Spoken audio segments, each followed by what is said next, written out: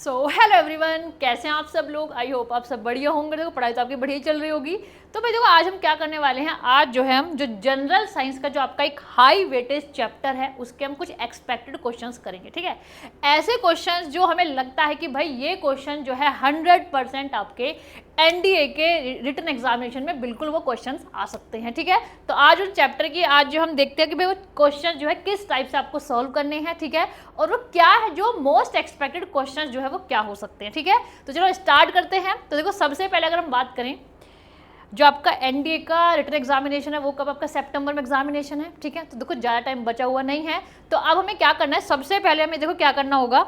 अब हमारे पास 60-70 डेज़ की स्ट्रैटेजी है बस, है ना, कि 60-70 डेज़ को हम कैसे अच्छे से यूटिलाइज करें कि जिससे जो है हम एनडीए के रिटन एग्जामिनेशन को इजीली क्वालिफाई कर सकें। ठीक है, तो देखो इसमें क्या करना होगा। सबसे पहले देखो आपको जब का स्टार्टिंग जो मंथ है, आपको जो फर्स्ट मंथ है वो वीक 1 to 4 की अगर हम बात करें तो उसमें आपको क्या करना होगा। सबसे पहले जो आपका सिलेबस है, सिलेबस में जो आपके जो हाई वेटेज टॉपिक्स हैं सबसे पहले वो आपको कंप्लीट करने होंगे सभी सब्जेक्ट्स के। ठीक है, फिर सेकंड मंथ की क्या स्ट्रैटेजी होनी चाहिए। सेकंड मंथ की आपकी ये स्ट्रैटेजी होनी चाहिए कि भाई जितना भी आपने पढ़ा है, देखो जो फर्स्ट मंथ में आपको साथ साथ क्या करना है, हाई वेटेज टॉपिक्स भी करने हैं। हाँ, जितना सिलेबस मतलब मोस्टली आप कवर कर सकते हो वो सिलेबस को कवर करो, और साथ के साथ PYQs भी करने, और साथ के साथ रिवीजन भी करना है। ठीक है, और अब सेकंड मंथ की अगर हम बात करें, सेकंड मंथ में आपको ज़्यादा से ज़्यादा क्वेश्चंस की प्रैक्टिस करनी है ना, ज़्यादा से ज़्यादा रिवीजन करना है और ज़्यादा से ज़्यादा आपको क्वेश्चंस की प्रैक्टिस करनी है, PYQs देने हैं। ठीक है, PYQs देखने हैं, उसके बाद मॉक टेस्ट देने हैं। तो इस टाइप से क्या होगा कि ये आपकी अच्छी स्ट्रैटेजी है इस बार के जो एनडीए का जो एग्जाम है उसको क्वालिफाई करने की। ठीक है, और जो लास्ट के जो आपके 10 डेज बचेंगे सितंबर वाले, उसमें क्या करोगे, उसमें जो आप लॉन्ग जो आपके पूरे जो लेंदी जो पूरा आपका क्वेश्चन पेपर होता है ना, जो पूरा आपका लेंदी क्वेश्चन पेपर होता है उसको जो आप इजीली सॉल्व करो, है ना, अच्छे से उसको सॉल्व करो। क्योंकि देखो इतना कॉन्फिडेंस आपके अंदर आ जाएगा जब आप जो 2 मंथ्स जो है अच्छे से जो है पढ़ाई करोगे, तो आपके अंदर इतना कॉन्फिडेंस आ जाएगा कि भाई आप जो उन क्वेश्चन को ईजिली सॉल्व कर पाओगे। ठीक है, तो लास्ट के 10 मंथ्स क्या करना है, सिर्फ क्वेश्चन की प्रैक्टिस करनी है, और जो आपके जो मतलब थोड़े आपके जो वीक पॉइंट्स हैं, जो आपके वीक एरियाज हैं, उनको ज़्यादा से ज़्यादा रिवाइज करना है। ठीक है, जो आपके सब्जेक्ट्स हैं जिनमें आपको लग रहा है कि भाई ये मुझे और ज़्यादा पढ़ना पड़ेगा, तो उनको दोबारा आपको रिवाइज करना है। बस इतनी सी स्ट्रैटेजी है, इस स्ट्रैटेजी को फॉलो करोगे इजीली जो है आपका जो एग्जाम है उसको क्वालिफाई कर सकते हो। ठीक है, तो सबसे पहले अगर हम बात करें तो चलो हम पहले सबसे पहले क्वेश्चंस देख लेते हैं, फिर बाद में बात करते हैं। देखो क्वेश्चन देखिए सबसे पहले, तो देखो पहला क्वेश्चन से स्टार्ट करते हैं। फर्स्ट क्वेश्चन क्या है भाई, देखो यहाँ पे ना ये कुछ स्टेटमेंट बेस्ड क्वेश्चन दे रखा है, 2 स्टेटमेंट्स दी हुई हैं, और फिर हमें जो है करेक्ट जो हमारा ऑप्शन है उसको हमें आइडेंटिफाई करना है। Very simple. स्टेटमेंट देखो क्या है, स्टेटमेंट है कि भाई जो अमीबा है क्या वो एक यूनिसेलुलर ऑर्गेनिज्म है, एंड द सिंगल सेल है performs all functions of a living organism. पहले स्टेटमेंट में देखो क्या दे रखा है कि जो अमीबा होता है क्या वो एक सिंगल सेल, क्या वो एक यूनिसेलुलर ऑर्गेनिज्म है। यूनिसेलुलर का मतलब क्या होता है कि क्या वो सिंगल सेल्ड ऑर्गेनिज्म है। ठीक है, और उसके अंदर जितने भी मेटाबॉलिक रिएक्शंस होती हैं, जितने भी फंक्शंस होते हैं, वो एक सिंगल सेल की वजह से ही होते हैं। बिल्कुल सही स्टेटमेंट दिया हुआ है, क्योंकि देखो अमीबा जो है, अमीबा क्या है, एक प्रोटोजोआ। ठीक है, अमीबा जो है एक प्रोटोजोआ है। कौन सी किंगडम में आता है, ये आता है किंगडम प्रोटिस्टा, है ना। कौन से किंगडम में आता है, ये आता है किंगडम प्रोटिस्टा में आता है। और प्रोटिस्टा में क्या आते हैं भाई, प्रोटिस्टा में आते हैं सभी यूनिसेलुलर, है ना, सभी यूनिसेलुलर यूकैरियोटिक ऑर्गेनिजम्स। ठीक है, यूनिसेलुलर यूकैरियोटिक ऑर्गेनिजम्स आते हैं किसके अंदर भाई, ये आते हैं किंगडम प्रोटिस्टा के अंदर। ठीक है, 5 किंगडम्स आपको पता है, जो RS विट्टेकर ने 5 किंगडम का क्लासिफिकेशन दिया था उसमें क्या बताए थे, 5 किंगडम्स बताई थी कि भाई जितने भी लिविंग फॉर्म्स हैं उनको 5 किंगडम्स के अंदर डिवाइड कर दिया था। फर्स्ट किंगडम क्या थी, मोनरा थी। सेकंड किंगडम प्रोटिस्टा थी। थर्ड किंगडम आपकी फंगी थी। फोर्थ किंगडम क्या थी, Plantae, and the fifth kingdom is animalia. ठीक है, तो भाई जो अमीबा होता है वो आता है किंगडम प्रोटिस्टा के अंदर। ठीक है, और जो ये क्या है, एक प्रोटोजोआ है, एक सिंगल सेल्ड प्रोटोजोआ। ठीक है, एक यूनिसेलुलर प्रोटोजोआ है। तो भाई बिल्कुल सही बात दी हुई है। अब देखो सिंगल सेल्ड है तो भाई जितने भी मेटाबॉलिक रिएक्शंस होंगे, जितने भी फंक्शंस होंगे वो सिंगल सेल ही करता है। ठीक है, न्यूट्रिशन का प्रोसेस ले लो या एक्सक्रीशन का प्रोसेस ले लो, सभी उस सिंगल सेल के अंदर ही होता है। ठीक है, तो सारे प्रोसेसेस जो होंगे, ये आपके न्यूट्रिशन हो गया, रेस्पिरेशन हो गया, एक्सक्रीशन हो गया, ये सारे प्रोसेस जो है किस में होंगे, उस सिंगल सेल्ड और के अंदर ही होते हैं। ठीक है, फर्स्ट स्टेटमेंट तो करेक्ट हो गई, बात समझ में आ गई। सेकंड स्टेटमेंट देखें तो देखो सेकंड स्टेटमेंट दिया हुआ है कि सेल जो है क्या एक फंडामेंटल यूनिट होती है सभी लिविंग फॉर्म्स की। तो बिल्कुल सही बात है कि भाई देखो जितने भी लिविंग फॉर्म्स होती है वो किससे बनती हैं, वो सब सेल से ही मिलके बनती हैं, ठीक है। तो उनमें जो हम कह सकते हैं कि स्मॉलेस्ट जो ऑर्गेनाइजेशन बोल सकते हैं वो क्या होता है, उसके अंदर सेल ही होता है ना। सबसे जो अगर हम बिल्कुल स्मॉल बेसिस पे बात करें तो सभी लिविंग फॉर्म जो है सेल से मिलके बनते हैं। तो भाई देखो हमारी दोनों स्टेटमेंट यहाँ पे करेक्ट हो गई हैं, ठीक है। ऑप्शंस पढ़ते हैं। Both the statements are individually true and the statement second correct explanation है स्टेटमेंट फर्स्ट का, बिल्कुल सही बात है, फर्स्ट स्टेटमेंट करेक्ट है। बी है both the statements are individually true not the correct explanation, false तो कुछ है ही नहीं।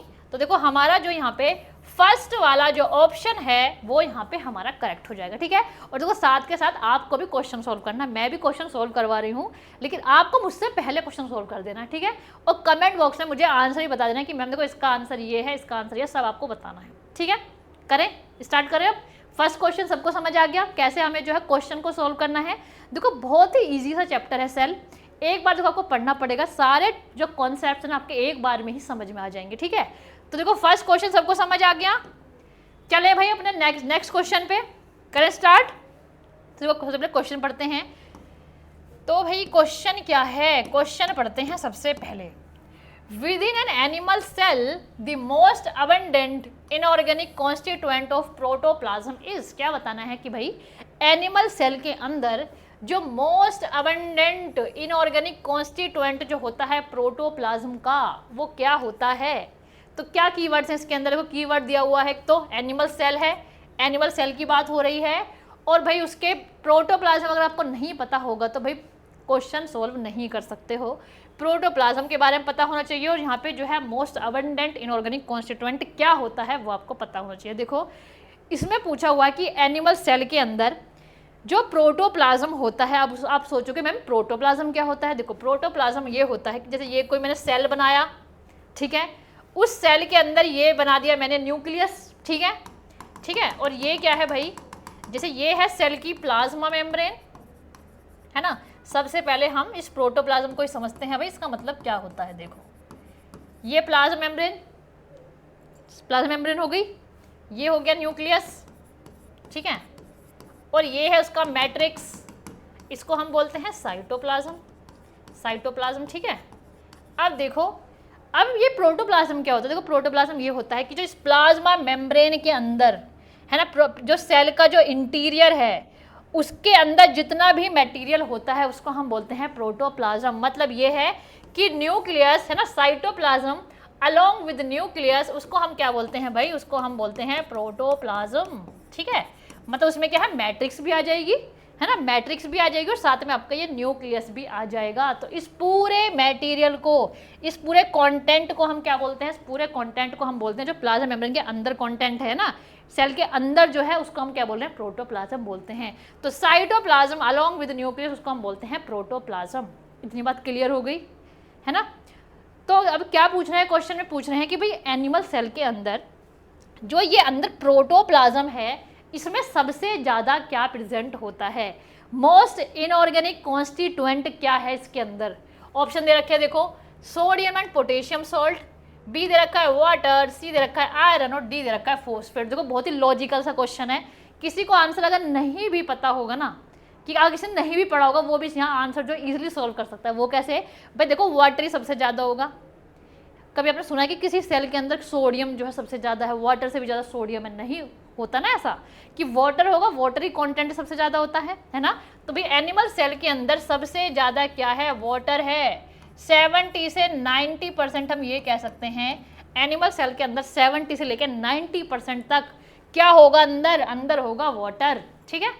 तो बहुत ही लॉजिकल सा क्वेश्चन था, नहीं भी कहीं पढ़ा होता तो बिल्कुल सिंपल वाटर जो है देखो लॉजिकली लग सकता था इसका आंसर, ठीक है। तो यहाँ पे करेक्ट आंसर क्या हो जाएगा, सेकंड जो वाटर है वो यहाँ पे करेक्ट हो जाएगा, ठीक है। समझ आ गया, लग रहा है इजी, कोई हार्ड एंड फास्ट क्वेश्चन तो नहीं लग रहा। मुझे बता देना कुछ भी अगर हार्ड लग रहा है, कुछ भी समझ नहीं आ रहा है ना, तो फिर हम उसको दोबारा से सोल्व करेंगे, ठीक है। कमेंट में मुझे बता देना, मैं उसके लिए एक अलग से डिटेल्ड वीडियो बना दूंगी उस टॉपिक के बारे में, ठीक है। चलो अब हम करते हैं अपना थर्ड क्वेश्चन। समझ आ गया, दोनों क्वेश्चन समझ में आ गए कैसे करना है, ठीक है। अब देखो यहाँ पे जो हमारा थर्ड क्वेश्चन क्या है, थर्ड क्वेश्चन समझते हैं। Who among the following first discovered cell? भाई सबसे पहले सेल को किसने डिस्कवर किया था? देखो एनडीए 2018 में क्वेश्चन पूछ रखा है ना, सबसे पहले सेल को किसने डिस्कवर किया था। बहुत ही बेसिक सा क्वेश्चन। सेल जब हम पढ़ते हैं सबसे पहले उसके साइंटिस्ट के नाम ही पढ़ते हैं कि किसने जो है यहाँ पे डेड सेल की डिस्कवरी करी, किसने लिविंग सेल की डिस्कवरी करी, किसने सेल थ्योरी दी, यही सब पढ़ते हैं, है ना। तो बहुत ही सिंपल सा क्वेश्चन है। देखो ऑप्शन क्या दे रखे हैं, Robert Brown, Robert Hooke, Leeuwenhoek and D दे रखा है रुडोल्फ विर्चोव, है ना। तो भाई देखो ये तो आपको साइंटिस्ट का नेम याद रखने वाली चीज़ थी, इसमें तो कुछ हम लॉजिक लगा ही नहीं सकते। साइंटिस्ट का नेम पता है तो करेक्ट कर सकते हो, नहीं तो करेक्ट नहीं हो पाएगा। तो भाई देखो सबसे पहले सेल की डिस्कवरी किसने की थी, सबसे पहले सेल की डिस्कवरी की थी रॉबर्ट हुक ने। सबसे पहले सेल की डिस्कवरी की थी रॉबर्ट हुक ने। ये देखो मैंने आपको पढ़ाया भी था कि उन्होंने क्या किया था, जो बार्क होती है ना, बार्क जो ट्री की ट्रंक होती है, बार्क जो होती है, उसमें क्या लिए थे उन्होंने, कुछ सेल्स लिए, कुछ कॉर्क सेल्स लिए उसके, और फिर उनको उन्होंने माइक्रोस्कोप में देखा था, है ना। जब उनको उन्होंने माइक्रोस्कोप में देखा तो उनको ये ऐसा लगा जैसे कि हनी कॉम्स नहीं होते, जैसा कि हमारा ये बी हाइव होता है उसमें जो हनी कॉम्स होते हैं, कि छोटे छोटे कंपार्टमेंट्स उनको दिखे उन कॉर्क सेल के स्ट्रक्चर में, ठीक है। जब उन्होंने माइक्रोस्कोप में उसको देखा तो छोटे छोटे कंपार्टमेंट्स उनको दिख रहे थे, है ना। तो उन्होंने ये आइडेंटिफाई कर दिया कि भाई ये जो कंपार्टमेंट्स क्या है, यहाँ पे ये सभी सेल्स हैं, तो है ना। तो मतलब यहाँ पे क्या कि इस टाइप से क्या हुआ था, फिर सेल की डिस्कवरी हुई थी। लेकिन यहाँ पे जो सेल की उन्होंने डिस्कवरी की थी वो क्या था भाई, एक डेड सेल था, वो एक डेड सेल था, है ना, वो एक डेड सेल था। किसका सेल था, वो कॉर्क सेल्स थे, है ना। किससे लिए थे, बाग से लिए थे, ओक ट्री की बाग से, ठीक है। अब देखो सेकंड वाला ऑप्शन तो हमारा करेक्ट हो गया। अब भाई देखो दूसरे साइंटिस्ट के नेम भी दिए हुए हैं, तो वो भी तो इंपॉर्टेंट है, क्या पता नेक्स्ट टाइम इन साइंटिस्ट के नेम में से कुछ क्वेश्चन बन जाए, है ना। तो चलो इनके साइंटिस्ट के नेम भी समझते हैं, ये क्या क्या काम किया इन्होंने। भाई देखो जो रॉबर्ट ब्राउन है उन्होंने किसकी डिस्कवरी की थी, उन्होंने डिस्कवरी की थी न्यूक्लियस की, है ना। क्या पता नेक्स्ट टाइम यही क्वेश्चन आ जाए कि भाई न्यूक्लियस किसने डिस्कवर किया, तो रॉबर्ट ब्राउन ने डिस्कवर किया, ठीक है। उसके बाद ल्यूवेनहॉइक ने क्या किया था, भाई देखो जो फर्स्ट देखो डेड सेल था वो तो रॉबर्ट हुक ने बताया था, और जो फर्स्ट लिविंग सेल की डिस्कवरी किसने की थी, वो की थी ल्यूवेनहॉइक ने, है ना। फर्स्ट लिविंग सेल की डिस्कवरी किसने की थी भाई, वो की थी ल्यूवेनहॉइक ने। एक एक चीज़ को नोट कर लेना, क्वेश्चन जो है देखो नेक्स्ट टाइम कुछ भी क्वेश्चन बन सकता है यहाँ से, है ना। तो ल्यूवेनहॉइक ने सबसे पहले लिविंग सेल की डिस्कवरी की थी, ठीक है। अब एक बात समझो कि भाई लिविंग सेल की उन्होंने डिस्कवरी की कैसे थी, उन्होंने क्या किया था, पोंड था, है ना, एक तालाब था, वहाँ से उन्होंने कुछ स्पाइरोगायरा जो ग्रीन एल्गी होती है, स्पाइरोगायरा एक फिलामेंटस एल्गी होती है, उस स्पाइरोगायरा को उठाया और उन्होंने उसको माइक्रोस्कोप में देखा। तो उन्होंने ये आइडेंटिफाई किया कि भाई जो स्पाइरोगायरा जो फिलामेंट्स हैं उसके, वो भी क्या बन रहे हैं, वो भी सेल से बन रहा है स्पाइरोगायरा भी, है ना। तो सबसे पहले उन्होंने स्पाइरोगायरा जो था उसको आइडेंटिफाई किया था, स्पाइरोगायरा में पता लगाया था कि भाई इसकी जो बॉडी है वो सेल से बनती है, ठीक है। तो फर्स्ट लिविंग सेल की डिस्कवरी की थी किसने, ल्यूवेनहॉइक ने, ठीक है। उसके बाद रुडोल्फ विर्चोव ने क्या किया था भाई, देखो सेल थ्योरी के बारे में सबको पता है, सेल थ्योरी किसने दी थी, स्लीडर एंड शवान ने दी थी सेल थ्योरी। उन्होंने क्या बताया था कि भाई जितने भी लिविंग फॉर्म्स होती हैं वो किससे बनती है, सेल से मिलके बनती हैं, ये उन्होंने डिस्कवरी की थी। उसके बाद रुडोल्फ विर्चोव ने क्या किया था, सेल थ्योरी को मॉडिफाई किया था, है ना। क्या किया था, सेल थ्योरी को मॉडिफाई किया था। उन्होंने क्या बताया था, उन्होंने ये बताया था कि भाई देखो, क्योंकि देखो जो यहाँ पे हमारे साइंटिस्ट थे दोनों, स्लीडर एंड शवान जो हमारे साइंटिस्ट थे, उन्होंने ये नहीं बताया था कि भाई ये जो नए सेल्स हैं वो कैसे बन रहे हैं, ठीक है। तो यहाँ पे जो रुडोल्फ विर्चोव थे उन्होंने ये बताया था कि भाई जो नए सेल्स कैसे बनते हैं, नए सेल्स बनते हैं प्री एग्जिस्टिंग सेल्स से ही बनते हैं, है ना। तो इन्होंने क्या किया था, एक तो मैं बता लिख देती हूँ यहाँ पे, एक तो इन्होंने मॉडिफाई की थी सेल थ्योरी, है ना, एक तो इन्होंने भाई मॉडिफाई की थी सेल थ्योरी। एक एक पॉइंट को नोट डाउन कर लेना, क्वेश्चन बिल्कुल बन सकता है, ठीक है। मॉडिफाई की थी सेल थ्योरी। उसके बाद इन्होंने कॉन्सेप्ट दिया था ओमनिस सेल्यूला ई सेल्यूला, ये इन्होंने कॉन्सेप्ट दिया था, जिसका मतलब क्या था, ये भी बहुत इंपॉर्टेंट है भाई, क्वेश्चन आ सकता है बिल्कुल। जिसका मतलब ये था कि जितने भी नए सेल्स बनते हैं ना वो प्री एग्जिस्टिंग सेल से ही बनते हैं। तो ये कॉन्सेप्ट किसका था, रुडोल्फ विर्चोव का ये कॉन्सेप्ट था। समझ आ गया कि क्या हमारे यहाँ पे करेक्ट आंसर होगा, उसके अलावा जो हमारे रॉन्ग आंसर्स हैं वो क्यों रॉन्ग हैं, एक्चुअल में उन्होंने क्या डिस्कवरी की थी, सब समझ में आ गया।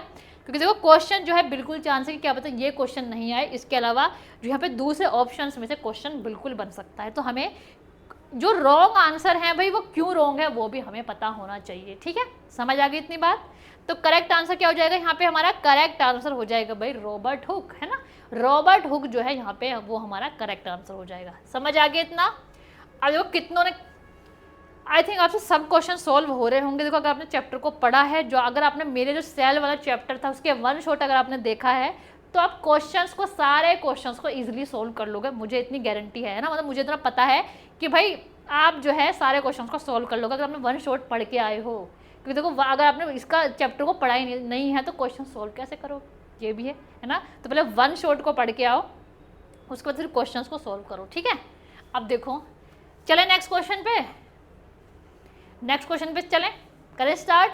अब देखो ये एक और बात बता देती हूँ, देखो जो बायोलॉजी है ना, बायोलॉजी को आपको रटना नहीं है ना, रोट लर्निंग से जो है आपकी बायोलॉजी को आप नहीं पढ़ सकते हो भाई, उसके कॉन्सेप्ट्स आपको समझने पड़ेंगे। क्योंकि देखो जितना ज़्यादा उसको रटते रहोगे ना चीज़ों को, वो चीज़ क्या होगी, टाइम बाय टाइम जो है वो धीरे धीरे आपकी लॉन्ग टर्म मेमोरी में नहीं जाती, वो शॉर्ट टर्म मेमोरी में ही रह जाएगी अगर आपको कॉन्सेप्ट उसके क्लियर नहीं है। लेकिन अगर आप क्या करते हो, अच्छे से कॉन्सेप्ट को समझोगे तो आपको बार बार उन चीज़ों को पढ़ने की ज़रूरत ही नहीं पड़ेगी, है ना।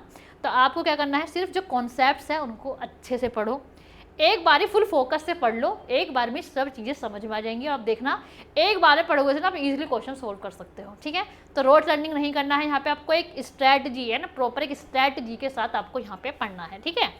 तो अब देखो यहाँ पे चले नेक्स्ट क्वेश्चन पे चलें। देखो नेक्स्ट क्वेश्चन क्या है भाई, which one of the following is an organelle that is not found in prokaryotic cell, है ना। हमें क्या बताना है यहाँ पे, हमें बताना है कि कौन सी ऑर्गेनिल है जो प्रेजेंट नहीं होती, है ना, नहीं होती किसके अंदर, प्रोकैरियोटिक सेल्स के अंदर प्रेजेंट नहीं होती, ऐसी कौन सी ऑर्गेनिल है।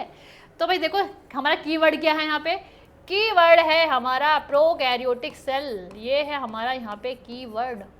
तो देखो प्रोकैरियोटिक सेल के बारे में सबको पता है, प्रोकैरियोटिक सेल क्या होते हैं और यूकैरियोटिक सेल क्या होते हैं। चैप्टर के स्टार्टिंग में बता दिया था कि भाई प्रोकैरियोटिक का मतलब क्या होता है, यूकैरियोटिक का मतलब क्या होता है।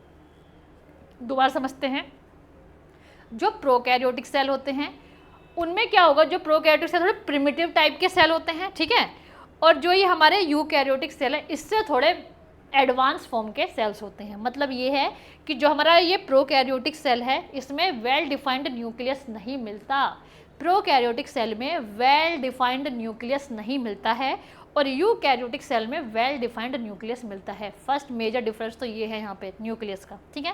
सेकंड डिफरेंस की अगर हम बात करें तो जो हमारे प्रोकैरियोटिक सेल्स होते हैं उनमें क्या होता है, उनमें जो है जो हमारे ये जो होते हैं ना मेम्ब्रेन बाउंड ऑर्गेनिल्स जो होते हैं जैसे कि माइटोकॉन्ड्रिया, क्लोरोप्लास्ट, इस टाइप से लाइजोसोम्स वगैरह, तो ये जो हमारे जितने भी मेम्ब्रेन बाउंड ऑर्गेनिल्स होते हैं, एंडोप्लाज्मिक रेटिकुलम, गोल्जी कॉम्प्लेक्स, तो ये जो हमारे ऑर्गेनिल्स हैं ये प्रोकैरियोटिक सेल्स में नहीं मिलते हैं। मेम्ब्रेन बाउंड ऑर्गेनिल्स हमारे प्रोकैरियोटिक सेल्स में नहीं मिलते हैं और वहीं यूकैरियोटिक सेल में सब प्रेजेंट होते हैं। तो ये major difference, second major difference समझ आ गया, ठीक है। थर्ड अगर बेसिक सा डिफरेंस की बात करें, अगर हम राइबोसोम्स की बात करें तो भाई देखो, है ना, तो जो इनमें अगर हम बात करें यहाँ पे प्रोकैरियोटिक सेल्स के अंदर यहाँ पे 60S टाइप का राइबोसोम मिलता है, ठीक है। और वहीं अगर हम बात करें यहाँ पे किसमें, है ना, अगर हम यहाँ पे बात करें किसके, सॉरी इसमें यूकैरियोटिक सेल में, तो वहाँ पे राइबोसोम किस टाइप का मिलता है, वहाँ पे हमारा राइबोसोम मिलता है ना 70S टाइप का, 70 है ना, 60S और 70S। समझ आ गया कि प्रोकैरियोटिक सेल के अंदर और यूकैरियोटिक सेल के अंदर हम राइबोसोम्स की बात करें, है ना, अगर हम राइबोसोम्स की बात करें तो देखो यहाँ पे जो हमारा प्रोकैरियोटिक सेल में राइबोसोम है 70S टाइप का मिलता है और यूकैरियोटिक सेल के अंदर 80S टाइप का राइबोसोम मिलता है। समझ आ गई इतनी बात, कन्फर्म है।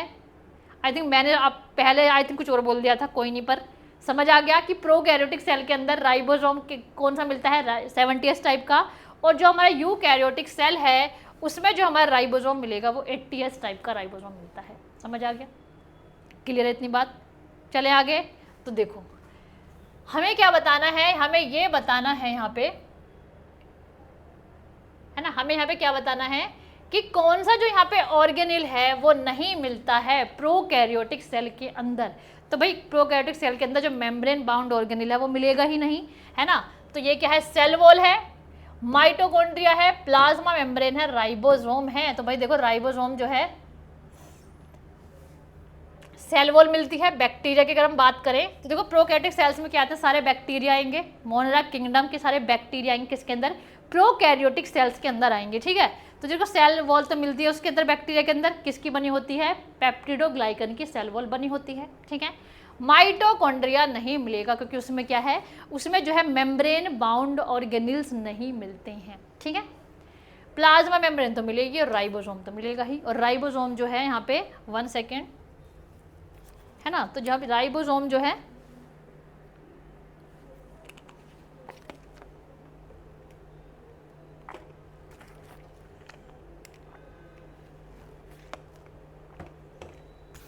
वॉइस क्लियर है सबको, है ना, वॉइस क्लियर है, आई थिंक वॉइस जो है कुछ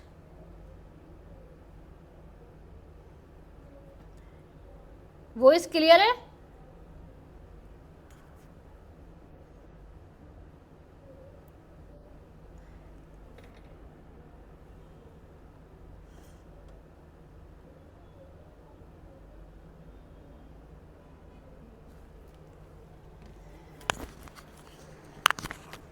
ठीक है, ठीक, हाँ ठीक है, चलो। Which one of the following, है ना, तो हमने क्या पढ़ा, हमने ये समझा था कि भाई कौन सा यहाँ पे जो प्रोकैरियोटिक सेल होता है उसमें ऑर्गेनिल नहीं मिलता है, तो इसमें भाई माइटोकॉन्ड्रिया नहीं मिलता, ठीक है। प्लाज्मा मेम्ब्रेन भी मिलेगी और जो हमारा राइबोसोम है वो भी मिलेगा 70S टाइप का, ठीक है। राइबोसोम भी मिलेगा हमें यहाँ पे 70S टाइप का, और वहीं बात करें अगर हम यूकैरियोटिक सेल्स की तो वहाँ पे राइबोसोम मिलता है 80S टाइप का। क्लियर है, इसमें 70S टाइप का राइबोसोम और उसमें यूकैरियोटिक सेल्स के अंदर 80S टाइप का राइबोसोम मिलता है, ठीक है। चलो, इतना सबको समझ आ गया, क्लियर हो गई इतनी बात, क्वेश्चन सॉल्व हो रहे हैं इजीली, ठीक है। चलें नेक्स्ट क्वेश्चन पे चलें, चलो नेक्स्ट क्वेश्चन पे चलते हैं। इन prokaryotic organisms the nuclear region is not surrounded by a membrane. क्या दिया हुआ है इसमें, देखो क्या दे रखा है कि जो प्रोकैरियोटिक ऑर्गेनिजम्स होते हैं, ठीक है, उसमें जो न्यूक्लियर रीजन है is not surrounded by a membrane, उसका जो न्यूक्लियर रीजन होता है वो किसी भी मेम्ब्रेन से सराउंड नहीं होता, ठीक है। ये जो अनडिफाइंड सा न्यूक्लियर रीजन है उसको हम क्या बोलते हैं, ये हमें बताना है। देखो सबसे पहले बात करें, जो प्रोकैरियोटिक सेल होते हैं उसमें वेल डिफाइंड न्यूक्लियस तो मिलता नहीं है। पहले मैं ये लिख देती हूँ यहाँ पे कि भाई यहाँ पे कोई भी वेल डिफाइंड न्यूक्लियस यहाँ पे नहीं मिलता प्रोकैरियोटिक सेल में, और यूकैरियोटिक सेल में न्यूक्लियस जो है मिलता है, ठीक है। पहली बात तो यही हो गई। यहाँ पे क्या दिया हुआ है कि जो यहाँ पे जो न्यूक्लियर रीजन होता है ना, मतलब ऐसा रीजन जहाँ पे इसका क्रोमोसोम, जिसका जेनेटिक मटेरियल है बैक्टीरिया के अंदर, वो प्रेजेंट होता है, ठीक है। जैसे मैं एक बैक्टीरिया का स्ट्रक्चर बना के दिखाऊँ, सिर्फ रफली बना के दिखा रही हूँ। तो जैसे यहाँ पे क्या है इसका, यहाँ पे जो है इसका ये क्रोमोसोम है ना, ये इसका क्रोमोसोम है, और जैसे ये मैंने यहाँ पे प्लाज्मिड बना दिया, ठीक है। तो ये देखो यहाँ पे जो, जैसे अगर हम यूकैरियोटिक सेल की बात करें, जैसे हम अपनी बात करें, तो जो हमारा सेल होता है उसमें सेल के अंदर जो न्यूक्लियस होता है उसी के अंदर क्या होता है, जेनेटिक मटेरियल प्रेजेंट होता है न्यूक्लियस के अंदर। यहाँ पे तो कोई न्यूक्लियस है नहीं, ठीक है। तो यहाँ पे क्रोमोसोम जो है वो ऐसे फ्रीली दिखेगा हमें। तो क्वेश्चन में क्या पूछ रखा है कि जो न्यूक्लियर रीजन है, मतलब जो ये वाला रीजन है जहाँ पे क्या है, ये इसका जेनेटिक मटेरियल प्रेजेंट है, वो सराउंड नहीं होता है किसी भी टाइप की मेम्ब्रेन से। ये वाला रीजन किसी भी टाइप की मेम्ब्रेन से सराउंड नहीं होता है ना, ये वाला रीजन किसी भी टाइप की मेम्ब्रेन से सराउंड नहीं होता है, ठीक है। तो भाई हमें बताना है इस अनडिफाइंड न्यूक्लियर रीजन को क्या बोलेंगे, ठीक है। ये जो अनडिफाइंड सा न्यूक्लियर रीजन है जहाँ पे क्रोमोसोम जिसके जेनेटिक मटेरियल वो प्रेजेंट होता है, उसको हम क्या बोलते हैं, प्रोकैरियोटिक सेल के अंदर, ठीक है। न्यूक्लिक एसिड, न्यूक्लियोइड, न्यूक्लियोलस या फिर न्यूक्लियोसोम। तो देखो इसको हम बोलते हैं न्यूक्लियोइड, है ना। क्या बोलते हैं इसको हम बोलते हैं न्यूक्लियोइड, ठीक है। समझ आ गया क्या बोलते हैं इसको हम बोलते हैं न्यूक्लियोइड। वही सबको क्लियर है, चलो, है ना। तो ये जो यहाँ पे ये ऐसा रीजन है किसी भी मेम्ब्रेन से बाउंड नहीं है, और यहाँ पे क्रोमोसोम इसका जेनेटिक मटेरियल प्रेजेंट होता है, इस रीजन को हम बोलते हैं न्यूक्लियोइड। समझ आ गया कि यहाँ पे जो प्रोकैरियोटिक सेल होते हैं उसमें न्यूक्लियस नहीं मिलता है, उसमें मिलता है न्यूक्लियोइड। बात समझ में आ गई, बेसिक डिफरेंस समझ में आ गया प्रोकैरियोटिक सेल और यूकैरियोटिक सेल में, ठीक है। और देखो एग्जांपल दे दूं, जो प्रोकैरियोटिक सेल है उसके अंदर सारे बैक्टीरिया आएंगे, ठीक है, मोनोरा किंगडम आएगी, और जो हमारे यूकैरियोटिक सेल हैं उसके अंदर क्या आएगा, उसके अंदर जो सारे जो हमारे इसके अलावा जो हमारी 4 किंगडम्स है वो सारी किसके अंदर आएंगी, यूकैरियोटिक सेल के अंदर आएंगी, ठीक है। चलो अब देखो ऑप्शन चेक करते हैं। भाई न्यूक्लिक एसिड है क्या, वो न्यूक्लिक एसिड नहीं है। न्यूक्लिक एसिड किसको बोलते हैं, डीएनए या फिर आरएनए को बोलते हैं न्यूक्लिक एसिड। तो ये न्यूक्लिक एसिड थोड़ी होता है, नहीं है ये तो न्यूक्लिक एसिड। न्यूक्लियोइड ये सही है। न्यूक्लियोलस तो भाई देखो न्यूक्लियोलस जो है यहाँ पे नहीं प्रेजेंट होता, ये न्यूक्लियोलस कहाँ प्रेजेंट होता है, न्यूक्लियोलस प्रेजेंट होता है यूकैरियोटिक सेल के अंदर, है ना। ये कहाँ प्रेजेंट होता है, ये प्रेजेंट होता है यूकैरियोटिक सेल के अंदर, ये यहाँ पे प्रेजेंट नहीं होता। न्यूक्लियोलस प्रोकैरियोटिक सेल में नहीं होता है, प्रोकैरियोटिक सेल में होता है न्यूक्लियोइड। टर्म्स पे फोकस करना, क्योंकि देखो यहाँ पे आपको कन्फ्यूजन क्रिएट हो सकती है कि भाई न्यूक्लियोइड न्यूक्लियोलस सेम सेम लग रहे हैं, तो टर्म पे फोकस करना है। न्यूक्लियोइड किधर है, प्रोकैरियोटिक सेल के अंदर, और न्यूक्लियोलस किधर है, यूकैरियोटिक सेल के अंदर, ठीक है। उसके बाद न्यूक्लियोसोम भी नहीं होता। न्यूक्लियोसोम एक्चुअली में क्या होता है, ये एक मॉडल है जिसमें क्या होता है, जिसमें जो बेसिकली जो हिस्टोन प्रोटीन्स होते हैं उसके ऊपर डीएनए रैप होता है, तो उसी टाइप के मॉडल को बोलते हैं न्यूक्लियोसोम मॉडल, ठीक है। एक डीएनए रैपिंग मॉडल एक्चुअल में ये वाला है ना, तो ये भी नहीं आएगा। तो भाई यहाँ पे हमारा ऑप्शन बी जो है ना, बी वाला न्यूक्लियोइड है ना, जो बी वाला ऑप्शन है यहाँ पे हमारा न्यूक्लियोइड, वो यहाँ पे हमारा करेक्ट हो जाएगा। क्लियर हो गई इतनी बात, समझ आ गया सबको। बेसिक सा कॉन्सेप्ट था, बहुत ही बेसिक सा कॉन्सेप्ट। देखो ये जो क्वेश्चन बन रहे हैं ना, बहुत ही बेसिक से कॉन्सेप्ट से बन रहे हैं। अगर आपको जो इस चैप्टर का जो बेसिक है कि भाई प्रोकैरियोटिक सेल क्या होता है, यूकैरियोटिक सेल होता है, आपको वही नहीं पता है, तो आप ये मान लो आप बहुत सारे क्वेश्चन जो है मिस कर सकते हो। तो सबसे पहले आपको बेसिक सा डिफरेंस ही पता होना चाहिए प्रोकैरियोटिक सेल के अंदर और यूकैरियोटिक सेल के अंदर। तो सबको डिफरेंस क्लियर हो गया, सबको डिफरेंस क्लियर हो गया। एक बार मैं डिफरेंस लिख देती हूँ उसका। देखो प्रोकैरियोटिक सेल, मुझे लगता है कि आप लोग नहीं तो कंफ्यूज हो जाओगे, प्रोकैरियोटिक सेल और यूकैरियोटिक सेल में क्या डिफरेंस है, ठीक है। प्रोकैरियोटिक सेल और यूकैरियोटिक सेल में भाई क्या डिफरेंस है, 1 सेकेंड। देखो जो प्रोकैरियोटिक सेल होते हैं, मैंने क्या बताया कि यहाँ पे वेल डिफाइंड न्यूक्लियस नहीं मिलता है ना, वेल डिफाइंड न्यूक्लियस यहाँ पे होता है एब्सेंट, और उसकी जगह भाई क्या मिल रहा था, उसकी जगह मिल रहा था न्यूक्लियोइड, ठीक है। वेल डिफाइंड न्यूक्लियस नहीं है, बल्कि यहाँ पे न्यूक्लियोइड प्रेजेंट होता है, ठीक है। यहाँ पे यूकैरियोटिक सेल की बात करें तो भाई यहाँ पे एक वेल डिफाइंड न्यूक्लियस प्रेजेंट होता है which is surrounded by nuclear membrane, है ना। वेल डिफाइंड न्यूक्लियस भी प्रेजेंट होगा, और जो सराउंड करता है किससे, न्यूक्लियर मेम्ब्रेन से, है ना। सराउंड करता है किससे, न्यूक्लियर मेम्ब्रेन से सराउंड करता है। क्लियर होगी इतनी बात। उसके बाद सेकंड बेसिक सा डिफरेंस, बिल्कुल बेसिक की बात कर रही हूँ, बिल्कुल बेसिक बता रही हूँ। यहाँ पे जो है मेम्ब्रेन बाउंड ऑर्गेनेल्स नहीं मिलते हैं, है ना। जो मेम्ब्रेन बाउंड ऑर्गेनेल्स जो होते हैं वो इधर होते हैं एब्सेंट, ठीक है। और इसकी बात करें भाई, इधर तो प्रेजेंट होते हैं, ठीक है। और क्या बेसिक डिफरेंस हो सकता है, राइबोसोम की अगर हम बात करें भाई, इधर राइबोसोम होता है 70S टाइप का, ठीक है। और इधर जो अगर हम बात करें, जो राइबोसोम होता है वो होता है 80S टाइप का। और एक बात बता देती हूँ, जो माइटोकॉन्ड्रियल क्लोरोप्लास्ट है उसके पास भी खुद का राइबोसोम होता है ना। यहाँ पे ये तो सेल की बात है कि सेल में तो 80S टाइप का राइबोसोम होगा, लेकिन यहाँ पे जो माइटोकॉन्ड्रिया और जो यहाँ पे क्लोरोप्लास्ट होंगे, ठीक है, उनमें होता है 70S टाइप का राइबोसोम।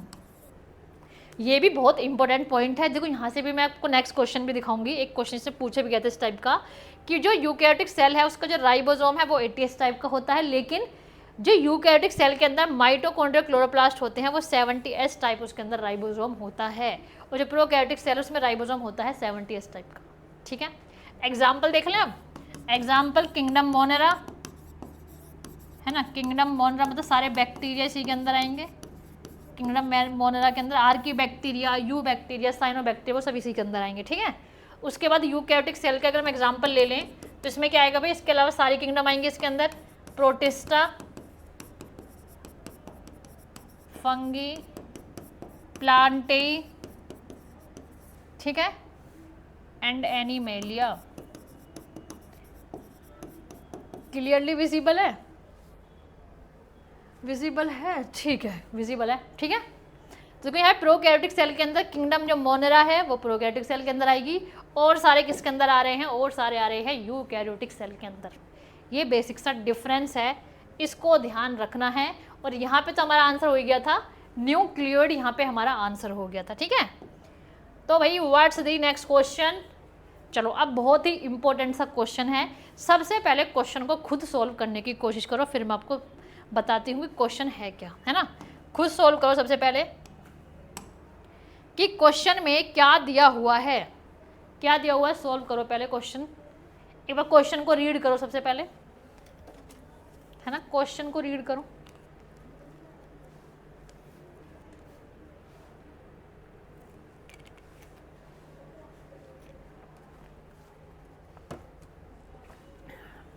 आया समझ? और मुझे कमेंट बॉक्स में इसका आंसर ही बताना, क्या आंसर आएगा। ठीक है, कर लिया क्वेश्चन रीड, ट्राई कर लिया। मुझे लगता है देखो आपने मोस्ट ऑफ स्टूडेंट्स इसको क्वेश्चन को सोल्व कर लेंगे इजीली। पहले कॉन्सेप्ट समझते हैं। देखो कॉन्सेप्ट क्या है, if human blood is placed in 2% detergent solution, अगर हम ह्यूमन ब्लड को कहाँ रख देते हैं, 2% डिटर्जेंट सॉल्यूशन में रख देते हैं, तो भाई what will happen to the RBC, RBC के साथ क्या होगा वो हमें बताना है। और देखो क्वेश्चन कब का है, एनडीए 2021 का ये क्वेश्चन दिया हुआ है। ठीक है, ऑप्शन पढ़े, ऑप्शन देखो क्या दे रखे हैं, क्या आरबीसी श्रिंक हो जाएंगे, बी दे रखा है क्या आरबीसी स्वेल कर जाएंगे और टर्जिड हो जाएंगे, सी दे रखा है क्या आरबीसी स्वेल एंड बस्ट, या आरबीसी लायस हो जाएंगे। तो भाई आप बताइए क्या इस क्वेश्चन का आंसर होगा। चलो मैं ही बता देती हूँ, समझो। सबसे पहले कीवर्ड क्या है भाई, इधर कीवर्ड, कीवर्ड पे जाओ। सबसे पहले कीवर्ड, कीवर्ड है इधर 2% डिटर्जेंट सॉल्यूशन दे रखा है। अब ये 2% डिटर्जेंट सॉल्यूशन दे रखा है और साथ में ब्लड के बारे में बता रखा है, और साथ में हमें बताना है कि भाई आरबीसी के साथ क्या हुआ, ये हमें बताना है। तो ये कॉन्सेप्ट कहाँ से उठा लिया, ये कॉन्सेप्ट उठाया है ऑस्मोसिस वाला, जो हमारा कॉन्सेप्ट है ना, जो हमारा ऑस्मोसिस वाला कॉन्सेप्ट है, वहाँ से उठा लिया है क्वेश्चन को। और क्वेश्चन को इतना घुमा के आपसे क्वेश्चन पूछ रखा है, बहुत ही सिंपल सा क्वेश्चन है। मुझे बताया आप में से 90% स्टूडेंट्स क्वेश्चन को इजीली सोल्व कर देंगे। देखो क्या है, ऑस्मोसिस वाला कॉन्सेप्ट उठा लिया। 2% डिटर्जेंट सॉल्यूशन कैसा सॉल्यूशन होगा भाई, ये होगा हाइपरटोनिक सॉल्यूशन, है ना। कैसा सॉल्यूशन होगा ये होगा हाइपरटोनिक सॉल्यूशन। ठीक है, ये कैसा सॉल्यूशन होगा, ये होगा हाइपरटोनिक सॉल्यूशन। अब भाई हाइपरटोनिक सॉल्यूशन क्या होता है, हाइपरटोनिक सॉल्यूशन का मतलब क्या है कि यहाँ पे ज़्यादा अमाउंट में सोल्यूट की कॉन्सेंट्रेशन होती है इस सॉल्यूशन के अंदर। इस सॉल्यूशन के अंदर ज़्यादा अमाउंट में सोल्यूट होगा इन कंपैरिजन टू सॉल्यूशन, या फिर सॉल्वेंट के कंपैरिजन ज़्यादा अमाउंट में यहाँ पे सोल्यूट प्रेजेंट होता है। इस सॉल्यूशन को हम बोलते हैं हाइपरटोनिक सॉल्यूशन। अब हाइपोटोनिक क्या होगा, हाइपोटोनिक होता है जिस इसका उल्टा, कि इसमें जो है सोल्यूट की कॉन्सेंट्रेशन कम होगी, ज़्यादा कॉन्सेंट्रेशन किसकी होती है, वो होती है सॉल्वेंट के मॉलिक्यूल, जैसे हम कहते हैं वाटर की या फिर सॉल्यूशन की, उसकी है ना, जैसे कि सॉल्वेंट की जो कॉन्सेंट्रेशन है वो उसके अंदर ज़्यादा होगी, ठीक है, और जो सोल्यूट की कॉन्सेंट्रेशन है वह उसके अंदर कम होगी। बस ये ध्यान रख लो कि हाइपरटोनिक के अंदर सोल्यूट ज़्यादा है, हाइपर सोल्यूट ज़्यादा और हाइपर सोल्यूट कम, ठीक है। उसके बाद आइसोटोनिक सॉल्यूशन होता है, आइसोटोनिक का मतलब होता है कि यहाँ पे सोल्यूट सोल्वेंट दोनों कॉन्सेंट्रेशन सेम होती है, ठीक है। अब देखो क्वेश्चन समझते हैं भाई, क्वेश्चन में क्या दिया हुआ है, क्वेश्चन समझते हैं पहले। क्वेश्चन में दिया हुआ है कि ह्यूमन ब्लड को रख दिया है 2% डिटर्जेंट सॉल्यूशन में। देखो मैं बनाती हूँ एक बीकर और उसमें मैंने ले लिया है 2% डिटर्जेंट सॉल्यूशन, है ना। क्या ले लिया है मैंने इसमें मैंने ले लिया है भाई 2% डिटर्जेंट सॉल्यूशन ले लिया है, जो क्या है, एक हाइपरटोनिक सॉल्यूशन जिसमें सॉल्यूट की कॉन्सेंट्रेशन बहुत ज़्यादा है। ठीक है, अब मैं बना देती हूँ यहाँ पे आरबीसी, क्योंकि देखो हमें आरबीसी के बारे में बताना है भाई कि आरबीसी के साथ क्या होगा, आरबीसी के साथ क्या होगा। ठीक है, ये बना दिया मैंने आरबीसी। तो अब एक बात समझते हैं, ये मैंने आरबीसीज बना दिए हैं। एक बात ये समझते हैं, ऑस्मोसिस का जो मेन डेफिनेशन थी वो हमने क्या पढ़ी थी कि ऑस्मोसिस में क्या होता है। ऑस्मोसिस एक ऐसा फिनोमेना, एक प्रोसेस है जिसमें एक्चुअली में क्या होता है, यहाँ पे वाटर मॉलिक्यूल्स जो होते हैं वो मूव करते हैं। ठीक है, from a region of high concentration to a region of low concentration through a semi permeable membrane. ये क्या थी, ऑस्मोसिस की जो डेफिनेशन थी। ठीक है, अब देखो, अब यहाँ पे एक बात समझो, सॉल्यूट की कॉन्सेंट्रेशन किधर ज़्यादा है, इस सॉल्यूशन के अंदर सॉल्यूट की कॉन्सेंट्रेशन ज़्यादा है, और सॉल्यूट की कॉन्सेंट्रेशन इसका मतलब आरबीसीज के अंदर तो कम होगी ना, उसमें सॉल्वेंट की कॉन्सेंट्रेशन ज़्यादा है आरबीसीज के अंदर, और इसमें सॉल्यूट की कॉन्सेंट्रेशन ज़्यादा है। तो भाई आप बताओ वाटर किधर मूव करेगा, वाटर किधर मूव करेगा। तो देखो, जब सॉल्यूट की कॉन्सेंट्रेशन इसके अंदर ज़्यादा है, इसके अंदर सॉल्यूट की कॉन्सेंट्रेशन ज़्यादा है, तो ठीक है, वाटर मूव करेगा from a region of high water concentration. तो हमें बताना है कि भाई हाई वाटर की कॉन्सेंट्रेशन किधर ज़्यादा होगी, डिटर्जेंट सॉल्यूशन के अंदर तो है नहीं, वो किसके अंदर ज़्यादा है, वो है इन आरबीसीज के अंदर हाई वाटर की कॉन्सेंट्रेशन है। ठीक है, तो यहाँ पे ऑस्मोसिस प्रोसेस चलेगा, और यहाँ जो इसकी मेम्ब्रेन है, आरबीसी की मेम्ब्रेन है, उससे क्या होगा, उससे जो है यहाँ पे जो वाटर के मॉलिक्यूल्स है वो मूव करेंगे from a region of high concentration to a region of low concentration. तो हाई कॉन्सेंट्रेशन किधर है, आरबीसीज के अंदर वाटर की ज़्यादा कॉन्सेंट्रेशन है, और बाहर जो है कॉन्सेंट्रेशन कम है वाटर की। ठीक है, तो यहाँ पे क्या होगा, इसलिए यहाँ पे जो है वाटर मूव करेगा from region of higher to lower, तो पानी जो है अंदर से बाहर आ जाएगा। आरबीसीज के अंदर जो पानी है ना, वो क्या होगा एक्चुअल में, वो पानी बाहर आ जाएगा। ठीक है, वो पानी बाहर आ जाएगा। ठीक है,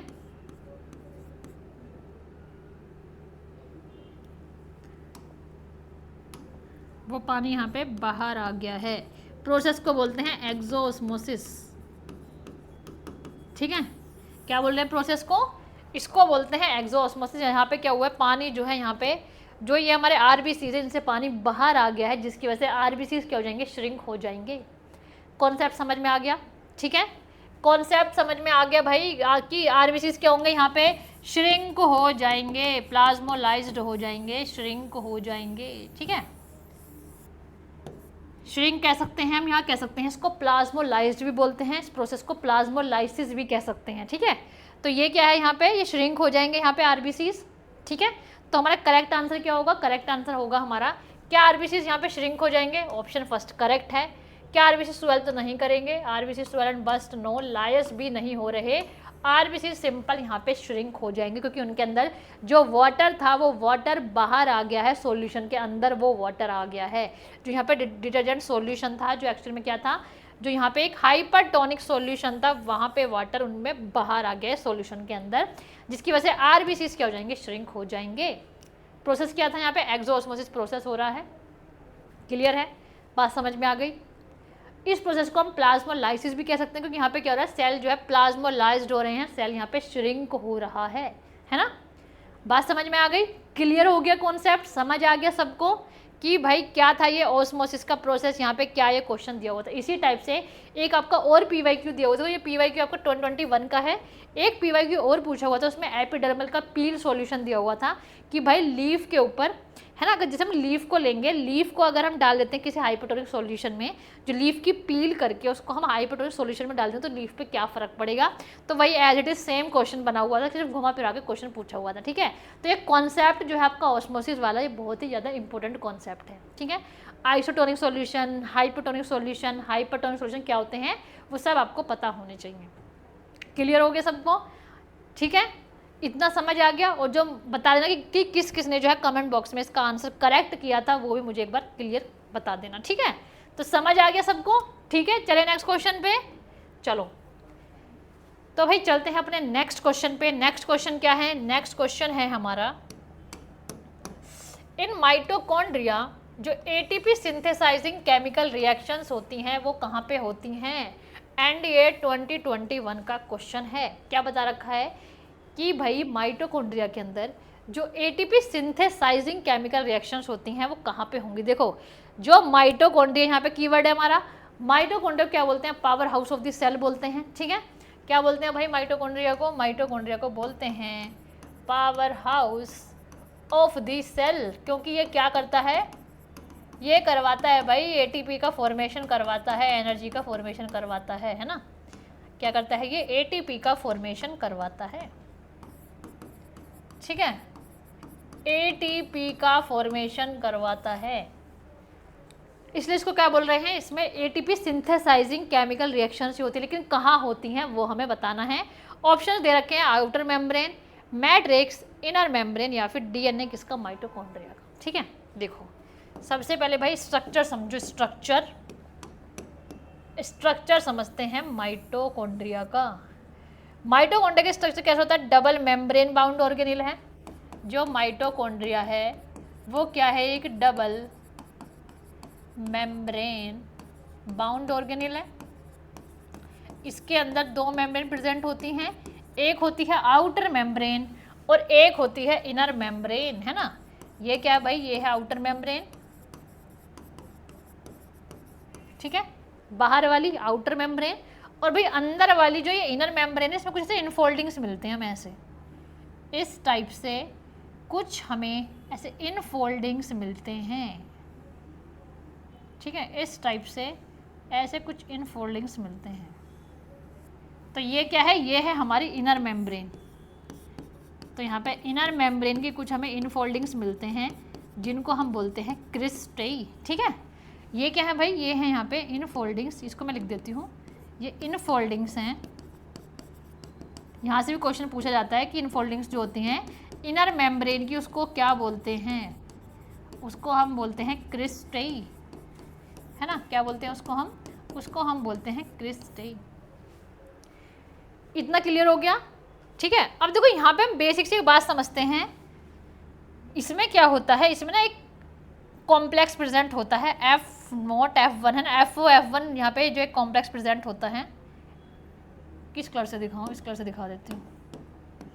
देखो यहाँ पे ऐसा अंदर की तरफ ना इस टाइप से, यहाँ पे इस टाइप से कॉम्प्लेक्स प्रेजेंट होता है।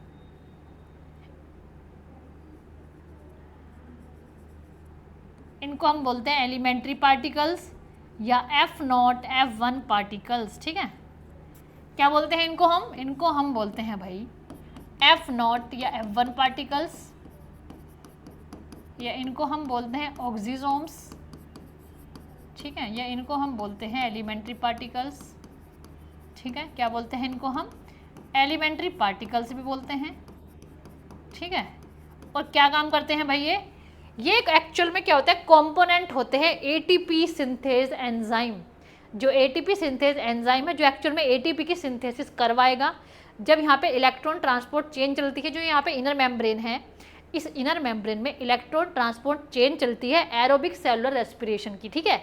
तो यहाँ पे जब ये इलेक्ट्रॉन ट्रांसपोर्ट चेन चलेगी तो यहाँ पे जो ये कॉम्पोनेंट ना F0 और F1 जो यहाँ पे कॉम्पोनेंट हमें दिख रहा है, तो इन कॉम्पोनेंट की वजह से क्या होता है, यहाँ पे एटीपी का फॉर्मेशन होता है, ठीक है। तो ये जो यहाँ पे हम कह सकते हैं कि ये जो यहाँ पे पार्टिकल्स हमें दिख रहे हैं एक्चुअल में क्या है, ये कॉम्पोनेंट्स है किसके, एटीपी सिंथेस के, ठीक है। इनको हम ऑक्सीजोम्स भी बोलते हैं, एलिमेंट्री पार्टिकल्स भी बोलते हैं।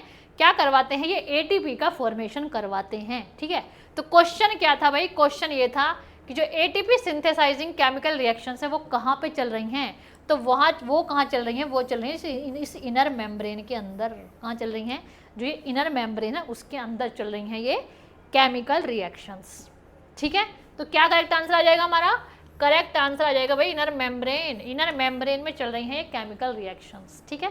तो देखो बहुत ही, अगर आपने देखो जब चैप्टर पढ़ा होगा आपने इस माइटोकॉन्ड्रिया का स्ट्रक्चर अगर आपने समझा होगा ना, तो आप इस क्वेश्चन को इजीली सोल्व कर सकते हो। और देखो क्वेश्चन जो है 2021 का, अभी रिसेंटली क्वेश्चन, ज़्यादा कोई पुराना क्वेश्चन भी नहीं है। तो देखो क्वेश्चन जो आपके जो डायग्राम्स होते हैं, डायग्राम से भी क्वेश्चन बन सकते हैं, ठीक है।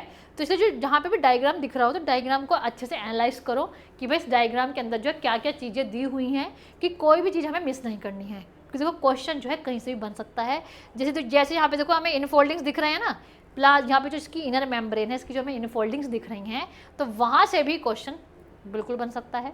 तो हमें जो डायग्राम है उन पर ज़्यादा फोकस करना है। कहीं भी डायग्राम दिख रहा है तो उस पर हमें ज़्यादा फोकस करना है। बहुत ही सिंपल सा क्वेश्चन था, सबका क्वेश्चन सोल्व हो गया, सबने कर लिया क्वेश्चन सोल्व। इजी क्वेश्चन था, कोई ज़्यादा हार्ड एंड फास्ट क्वेश्चन नहीं था। ठीक है, चलो नेक्स्ट क्वेश्चन पे चलें। पहले क्वेश्चन को आप पढ़ो और फिर जो है आप यहाँ पे क्वेश्चन का आंसर करने का है ना ट्राई करो थोड़ा, फिर मैं उसके बाद आपको समझाती हूँ क्या इसका आंसर होगा। देखो क्वेश्चन क्या पूछ रखा है, क्वेश्चन पूछ रखा है which one of the following groups of cellular organelles contain DNA. हमें बताना है कि देखो यहाँ पे ना कुछ ऑर्गेनेल्स दिए हुए हैं कि किसके अंदर खुद का डीएनए प्रेजेंट होता है। ठीक है, खुद का डीएनए किस में प्रेजेंट होता है, 2018 में क्वेश्चन पूछा गया है। बहुत ही इंपॉर्टेंट क्वेश्चन है और ये क्वेश्चन आपका रिपीटेडली कई बार पूछा हुआ है, इंपॉर्टेंट क्वेश्चन है। क्वेश्चन को पहले सॉल्व करने की कोशिश करो, कमेंट बॉक्स में मुझे आंसर कर देना और उसके बाद फिर मैं आपको बताती हूँ क्वेश्चन का आंसर क्या होगा। ठीक है, तो एक बार ट्राई करो। बहुत ही सिंपल सा, बहुत ही बेसिक सा क्वेश्चन है, कोई ज़्यादा हार्ड एंड फास्ट क्वेश्चन नहीं है, बिल्कुल टू द पॉइंट जो है यहाँ पे क्वेश्चन पूछा गया है। ठीक है, हो गया, करें, मैं बताती हूँ। देखो हमें बताना है कि कौन सा ग्रुप जो सेलुलर ऑर्गेनेल्स का है उसमें क्या है, डीएनए प्रेजेंट है, उसके अंदर क्या है भाई, डीएनए प्रेजेंट है। तो हमने पढ़ा था यूकैरियोटिक सेल्स के अंदर कि डीएनए कहाँ का प्रेजेंट होता है, डीएनए प्रेजेंट होता है न्यूक्लियस के अंदर। उसके अलावा डीएनए प्रेजेंट होता है माइटोकॉन्ड्रिया और क्लोरोप्लास्ट के अंदर, है ना, माइटोकॉन्ड्रिया और क्लोरोप्लास्ट के अंदर, जिसकी वजह से जो माइटोकॉन्ड्रिया और क्लोरोप्लास्ट हैं इनको बोला जाता है सेमी ऑटोनॉमस ऑर्गेनेल्स, है ना, सेमी ऑटोनॉमस ऑर्गेनेल्स बोला जाता है। क्योंकि भाई इनके पास अपना खुद का डीएनए है, इनके पास क्या है, अपना खुद का डीएनए, खुद के राइबोसोम्स, खुद के एंजाइम प्रोटीन ये खुद बना रहे हैं, डीएनए है खुद के राइबोसोम एंजाइम सब है इनके पास, राइबोसोम्स भी है, वो भी 70S टाइप के। ठीक है, तो इसकी वजह से इनको बोल दिया जाता है सेमी ऑटोनॉमस ऑर्गेनेल। तो भाई हमारा करेक्ट आंसर क्या होगा, very easy PG, correct answer क्या होगा हमारा, माइटोकॉन्ड्रिया, न्यूक्लियस, क्लोरोप्लास्ट, फर्स्ट ही सही है। माइटोकॉन्ड्रिया गोल्जी बॉडी नहीं, प्लाज्मा मेम्ब्रेन नहीं है, क्लोरोप्लास्ट, न्यूक्लियस नहीं।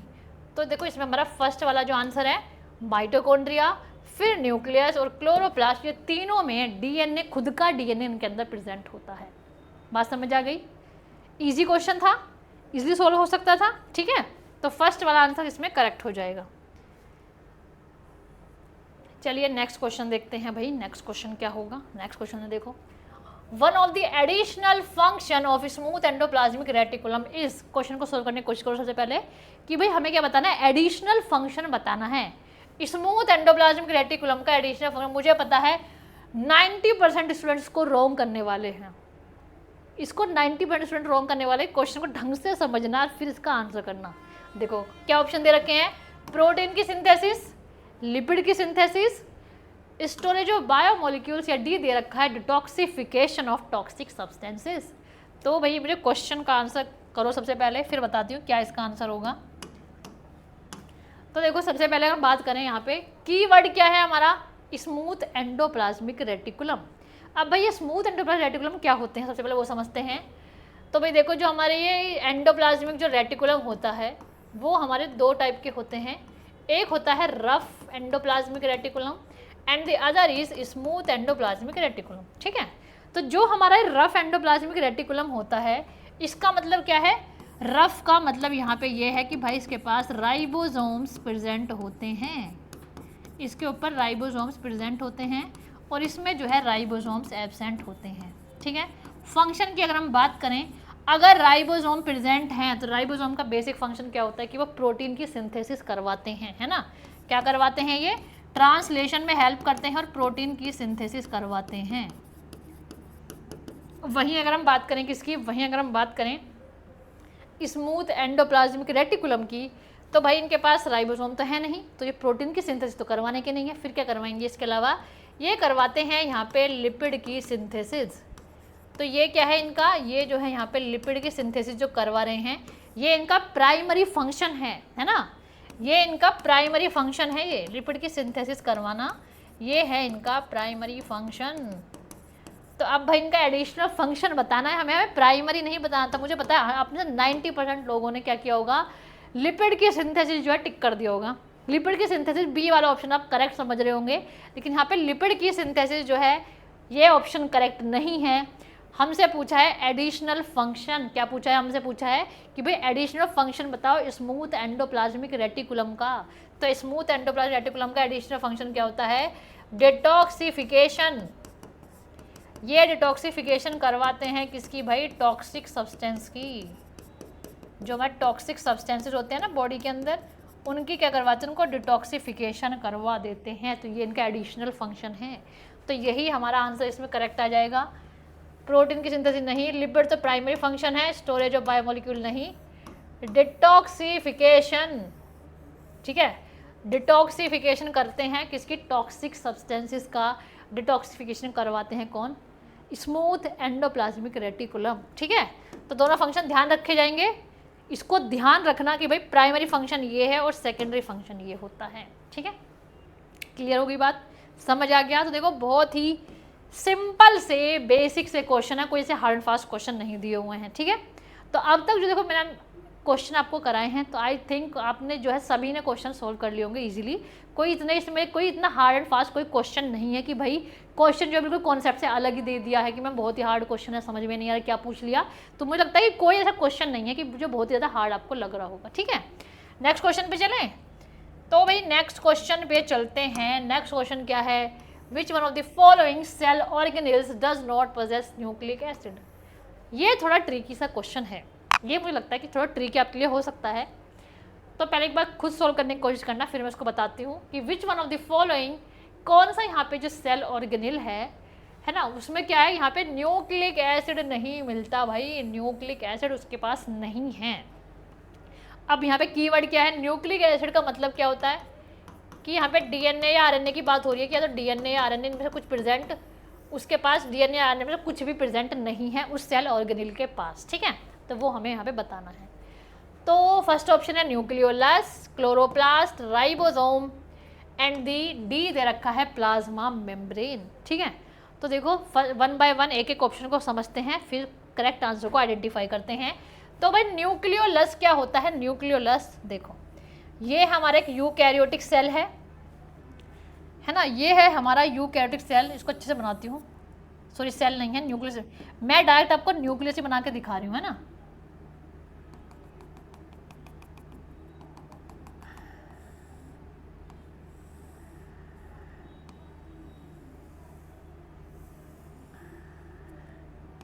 तो भाई मैंने बना दिया है ये न्यूक्लियस। ठीक है, ये बना दिया मैंने न्यूक्लियस। इस न्यूक्लियस के अंदर ये वाला एक रीजन होता है। ठीक है, ये इसके अंदर क्या है, देखो ये है इसके अंदर इसका क्रोमोसोम,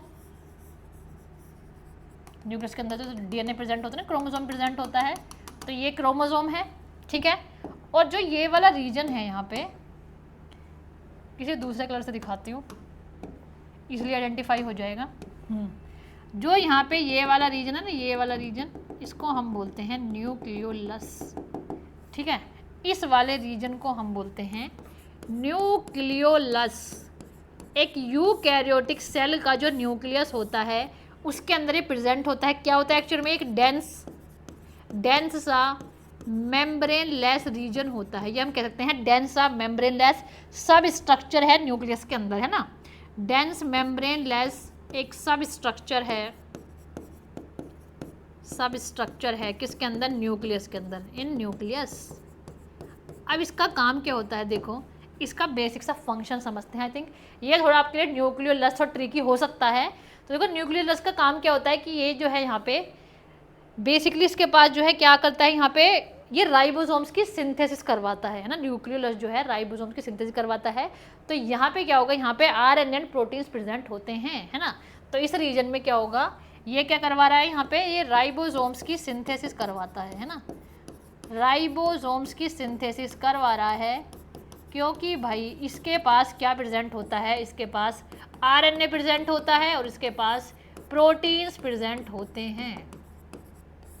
ठीक है, इसके पास आरएनए प्रोटीन्स, इस रीजन के अंदर आरएनए प्रोटीन्स प्रेजेंट होंगे जिसकी वजह से ये राइबोसोम्स की सिंथेसिस करवा रहा है और जो राइबोसोम का अगर हम स्ट्रक्चर देखें तो किससे बनता है, वो बनता है आरएनए से, मतलब जिसको हम बोलते हैं राइबोसोमल आरएनए, ठीक है, और प्रोटीन से बनता है, ठीक है। तो जिसकी वजह से न्यूक्लियोलस जो है ये राइबोसोम की सिंथेसिस करवाते हो, इसके पास आरएनए प्रेजेंट है, प्रोटीन भी प्रेजेंट है। तो भाई देखो इसके पास तो जेनेटिक मटेरियल है, ऑप्शन तो डिस्कार्ड हो गया ये वाला, इसको ऑप्शन को हटा देते हैं। इसके पास तो है आरएनए, है ना, जेनेटिक मटेरियल में आरएनए होना चाहिए, डीएनए होना चाहिए, तो इसके पास तो आरएनए है। बी चले, बी है क्लोरोप्लास्ट। तो भाई अभी हमने बात की थी सेमी ऑटोनोमस ऑर्गेनिल की, तो उसमें हमने क्या बात की थी कि उसके पास डीएनए प्रेजेंट होता है, खुद के राइबोसोम्स भी प्रेजेंट होते हैं। तो भाई इसके पास तो खुद का डीएनए है, ये भी ऑप्शन नहीं आएगा। सी की बात करें राइबोसोम, तो देखो राइबोसोम का स्ट्रक्चर की अगर हम बात करें तो इसका स्ट्रक्चर बनता है राइबोसोमल आरएनए से प्लस प्रोटीन, है ना। इसके पास क्या होगा, राइबोसोमल आरएनए होगा और प्रोटीन्स प्रेजेंट होते हैं, ठीक है। तो ये जो भाई राइबोसोमल आरएनए है तो इसके पास भी आरएनए है, ये भी नहीं आएगा। बचा क्या, प्लाज्मा मेम्ब्रेन। तो प्लाज्मा मेम्ब्रेन के पास कोई डीएनए प्रेजेंट नहीं होता भाई, है ना। प्लाज्मा मेम्ब्रेन क्या होती है, एक सेलेक्टिवली परमेएबल मेम्ब्रेन है, सेमी परमेएबल मेम्ब्रेन है, ठीक है। और इसका अगर हम स्ट्रक्चर की बात करें तो इसको फ्लूइड मोज़ेक मॉडल से जो है इसके स्ट्रक्चर को बताया गया था कि भाई इसका जो स्ट्रक्चर कैसे देखते हैं हम, किसके पास जो लिपिड की बाइलेयर होती है, ठीक है, उसके अंदर प्रोटीन्स प्रेजेंट होते हैं, इंट्रिंसिक एक्सट्रिंसिक, उसके अलावा कोलेस्ट्रॉल प्रेजेंट होता है, तो ये सब इसके अंदर प्रेजेंट होता है, ठीक है। तो ये जो है यहाँ पे प्लाज्मा मेम्ब्रेन की बात होगी, तो भाई प्लाज्मा मेम्ब्रेन में कोई भी न्यूक्लिक एसिड प्रेजेंट नहीं होता, तो हमारा ऑप्शन डी वाला इसमें हमारा करेक्ट हो जाएगा। तो I think that's a tricky question, है ना, इसको थोड़ा भी ट्रिकी क्वेश्चन मान सकते हैं, नहीं तो अब तक के क्वेश्चन काफ़ी इजी पीजी क्वेश्चन थे, पर ये थोड़ा ट्रिकी क्वेश्चन है आपके लिए, ठीक है। तो इसमें हमारा ऑप्शन डी जो है प्लाज्मा मेम्ब्रेन वो इसमें हमारा करेक्ट हो जाएगा, ठीक है। तो समझ आ गया सबको, इतना सबको समझ आ गया। चले क्या अपने नेक्स्ट क्वेश्चन पे, क्लियर हो गया, क्लियर है तो चलते हैं नेक्स्ट क्वेश्चन पे। नेक्स्ट क्वेश्चन क्या है, देखो भाई नेक्स्ट क्वेश्चन है जो डाइजेस्टिव एंजाइम्स किस में प्रेजेंट होते हैं। डाइजेस्टिव एंजाइम्स माइटोकॉन्ड्रिया में, वैक्यूल्स में, लाइसोसोम्स में या फिर राइबोसोम्स में। देखो जो सेल के अंदर जितने भी ऑर्गेनिल्स होते हैं वो सारे इंपॉर्टेंट हैं। क्वेश्चन रिपीटेडली आपके जो PYQ अगर आप देखोगे तो कहीं ना कहीं से कोई ना कोई से सेल ऑर्गेनिल से आपसे क्वेश्चन पूछा हुआ है, ठीक है। जैसे कि माइटोकॉन्ड्रिया हो गया, लाइसोसोम हो गया, endoplasmic reticulum, Golgi complex, plastids, तो आपसे मतलब मोस्ट ऑफ जो आपके ऑर्गेनिल्स हैं वहाँ से क्वेश्चन बने हुए हैं। तो ऑर्गेनिल्स को मिस नहीं करना, सारे ऑर्गेनिल्स को पढ़ना है, क्या उनके फंक्शन होते हैं, कैसे उनका स्ट्रक्चर होता है, सब आपको पता होना चाहिए, ठीक है। तो देखो यहाँ पूछा गया क्वेश्चन में कि भाई डाइजेस्टिव एंजाइम्स किस में मिलते हैं। तो भाई देखो इसमें से डाइजेस्टिव एंजाइम्स मिलते हैं किसके अंदर, लाइसोसोम्स के अंदर। जो लाइसोसोम्स होते हैं, लाइसोसोम्स में क्या होता है, कुछ हाइड्रोलिटिक एंजाइम्स प्रेजेंट होते हैं, मतलब ऐसे एंजाइम्स जो एक्चुअली में क्या कर सकते हैं, किसी भी सेल को डाइजेस्ट कर सकते हैं। सेल को मतलब मेनली हमें कह सकते हैं सेल का डाइजेशन करवा सकते हैं, सेल का ब्रेक डाउन करवा सकते हैं, ठीक है। तो इसको जो हम यहाँ पे एक बेसिक बात समझते हैं कि लाइसोसोम्स को क्या बोला जाता है, सुसाइडल बैग्स भी बोला जाता है ना, सुसाइडल बैग्स भी बोला जाता है सेल का, इनको बोला जाता है suicidal bags of the cell, very very important. तो इसका मतलब क्या है कि भाई सुसाइडल बैग्स सेल के मतलब क्या मतलब हो सकता है। तो देखो इसका मतलब ये होता है कि जैसे हमारी बॉडी में किसी पैथोजन ने अटैक किया, हमारे किसी सेल को किसी पैथोजन ने उस पर अटैक कर दिया है, सेल को इन्फेक्ट कर दिया है, तो भाई उस केस में क्या करेगा लाइसोसोम, जो अपने उसके हाइड्रोलिटिक एंजाइम्स हैं वो वहाँ पे लाइसोम्स क्या होते हैं, वो लाइसोम्स वहाँ बस्ट हो जाएंगे सेल के अंदर, उसके जो हाइड्रोलिटिक एंजाइम्स हैं वो जो है सेल के अंदर रिलीज हो जाएंगे, जिसकी वजह से पूरे सेल को ये बस्ट कर देंगे, पूरे सेल को लाइस कर देंगे, है ना, पूरे सेल का ब्रेक डाउन करवा देंगे, जिसकी वजह से पूरा सेल खत्म। तो मतलब यहाँ पे सेल ने इस टाइप का कंपोनेंट रखा हुआ है अपने अंदर कि भाई उससे कभी भी उसकी डेथ हो सकती है, ठीक है। तो यहाँ पे क्या है कि सुसाइडल बैग्स इसलिए बोल रहे हैं क्योंकि जो जिस सेल में रह रहा है ना उसी की सुसाइड करवा सकता है ये, अगर सेल को किसी पैथोजन ने अटैक कर दिया, उस सेल को बेसिकली कि भाई ये वो इन्फेक्शन इतना ज़्यादा स्प्रेड ना हो, आसपास के जो हेल्दी सेल्स हैं वो स्प्रेड ना हो इन्फेक्शन, तो जिसकी वजह से क्या करता है लाइसोसोम जो है उस पूरे सेल को ही डिस्ट्रॉय कर देता है, अपने आप को ये कह सकते हैं अपने आप को कुर्बान कर देता है कि भाई सेल के साथ जो है मैं भी, जैसे हम कह सकते हैं कि यहाँ पे एक जो है कुछ ग्रेनेड जो है यहाँ पे सेल ने, है ना, कि यहाँ पे सेल ने जो कोई बॉम्ब ब्लास्ट कर दिया है, सॉरी लाइसोसोम ने कोई बॉम्ब ब्लास्ट कर दिया सेल के अंदर कि खुद भी मरेंगे दूसरों को भी ले डूबेंगे, है ना, वो वाला काम कर दिया है कि यहाँ पे क्या हुआ है कि सेल जो है लाइसोसोम्स में कुछ एंजाइम्स थे जिसने पूरे सेल को ही खत्म कर दिया है, जिससे इन्फेक्शन आगे स्प्रेड ना हो, तो इसलिए इसको बोला जाता है suicidal bags of the cell. Clear है, समझ आ गया। तो भाई डाइजेस्टिव एंजाइम्स किस में प्रेजेंट है, लाइसोसोम्स के अंदर ही प्रेजेंट हैं, ठीक है। उसके बाद माइटोकॉन्ड्रिया को आपको पता ही है, powerhouse of the cell, ATP generate करता है। वैक्यूल जो है बेसिकली, जो हम बात करें वैक्यूल्स जो है, प्लांट वैक्यूल्स, अगर प्लांट की बात करें तो प्लांट में 90% एरिया जो है वैक्यूल्स कवर करते हैं। वही बात करें अगर एनिमल्स में बहुत ही स्मॉल से वैक्यूल्स प्रेजेंट होते हैं, ठीक है। और अमीबा में ये जो वैक्यूल्स होते हैं, कॉन्ट्रैक्टाइल वैक्यूल जो है बेसिकली ऑस्मो रेगुलेशन, एक्सक्रीशन, इन सब में हेल्प करवाते हैं, ठीक है। राइबोसोम्स का तो आपको पता ही है, प्रोटीन सिंथेसिस, ठीक है। तो भाई यहाँ पे हमारा correct answer option C lysosomes, वो हमारा करेक्ट हो जाएगा, ठीक है।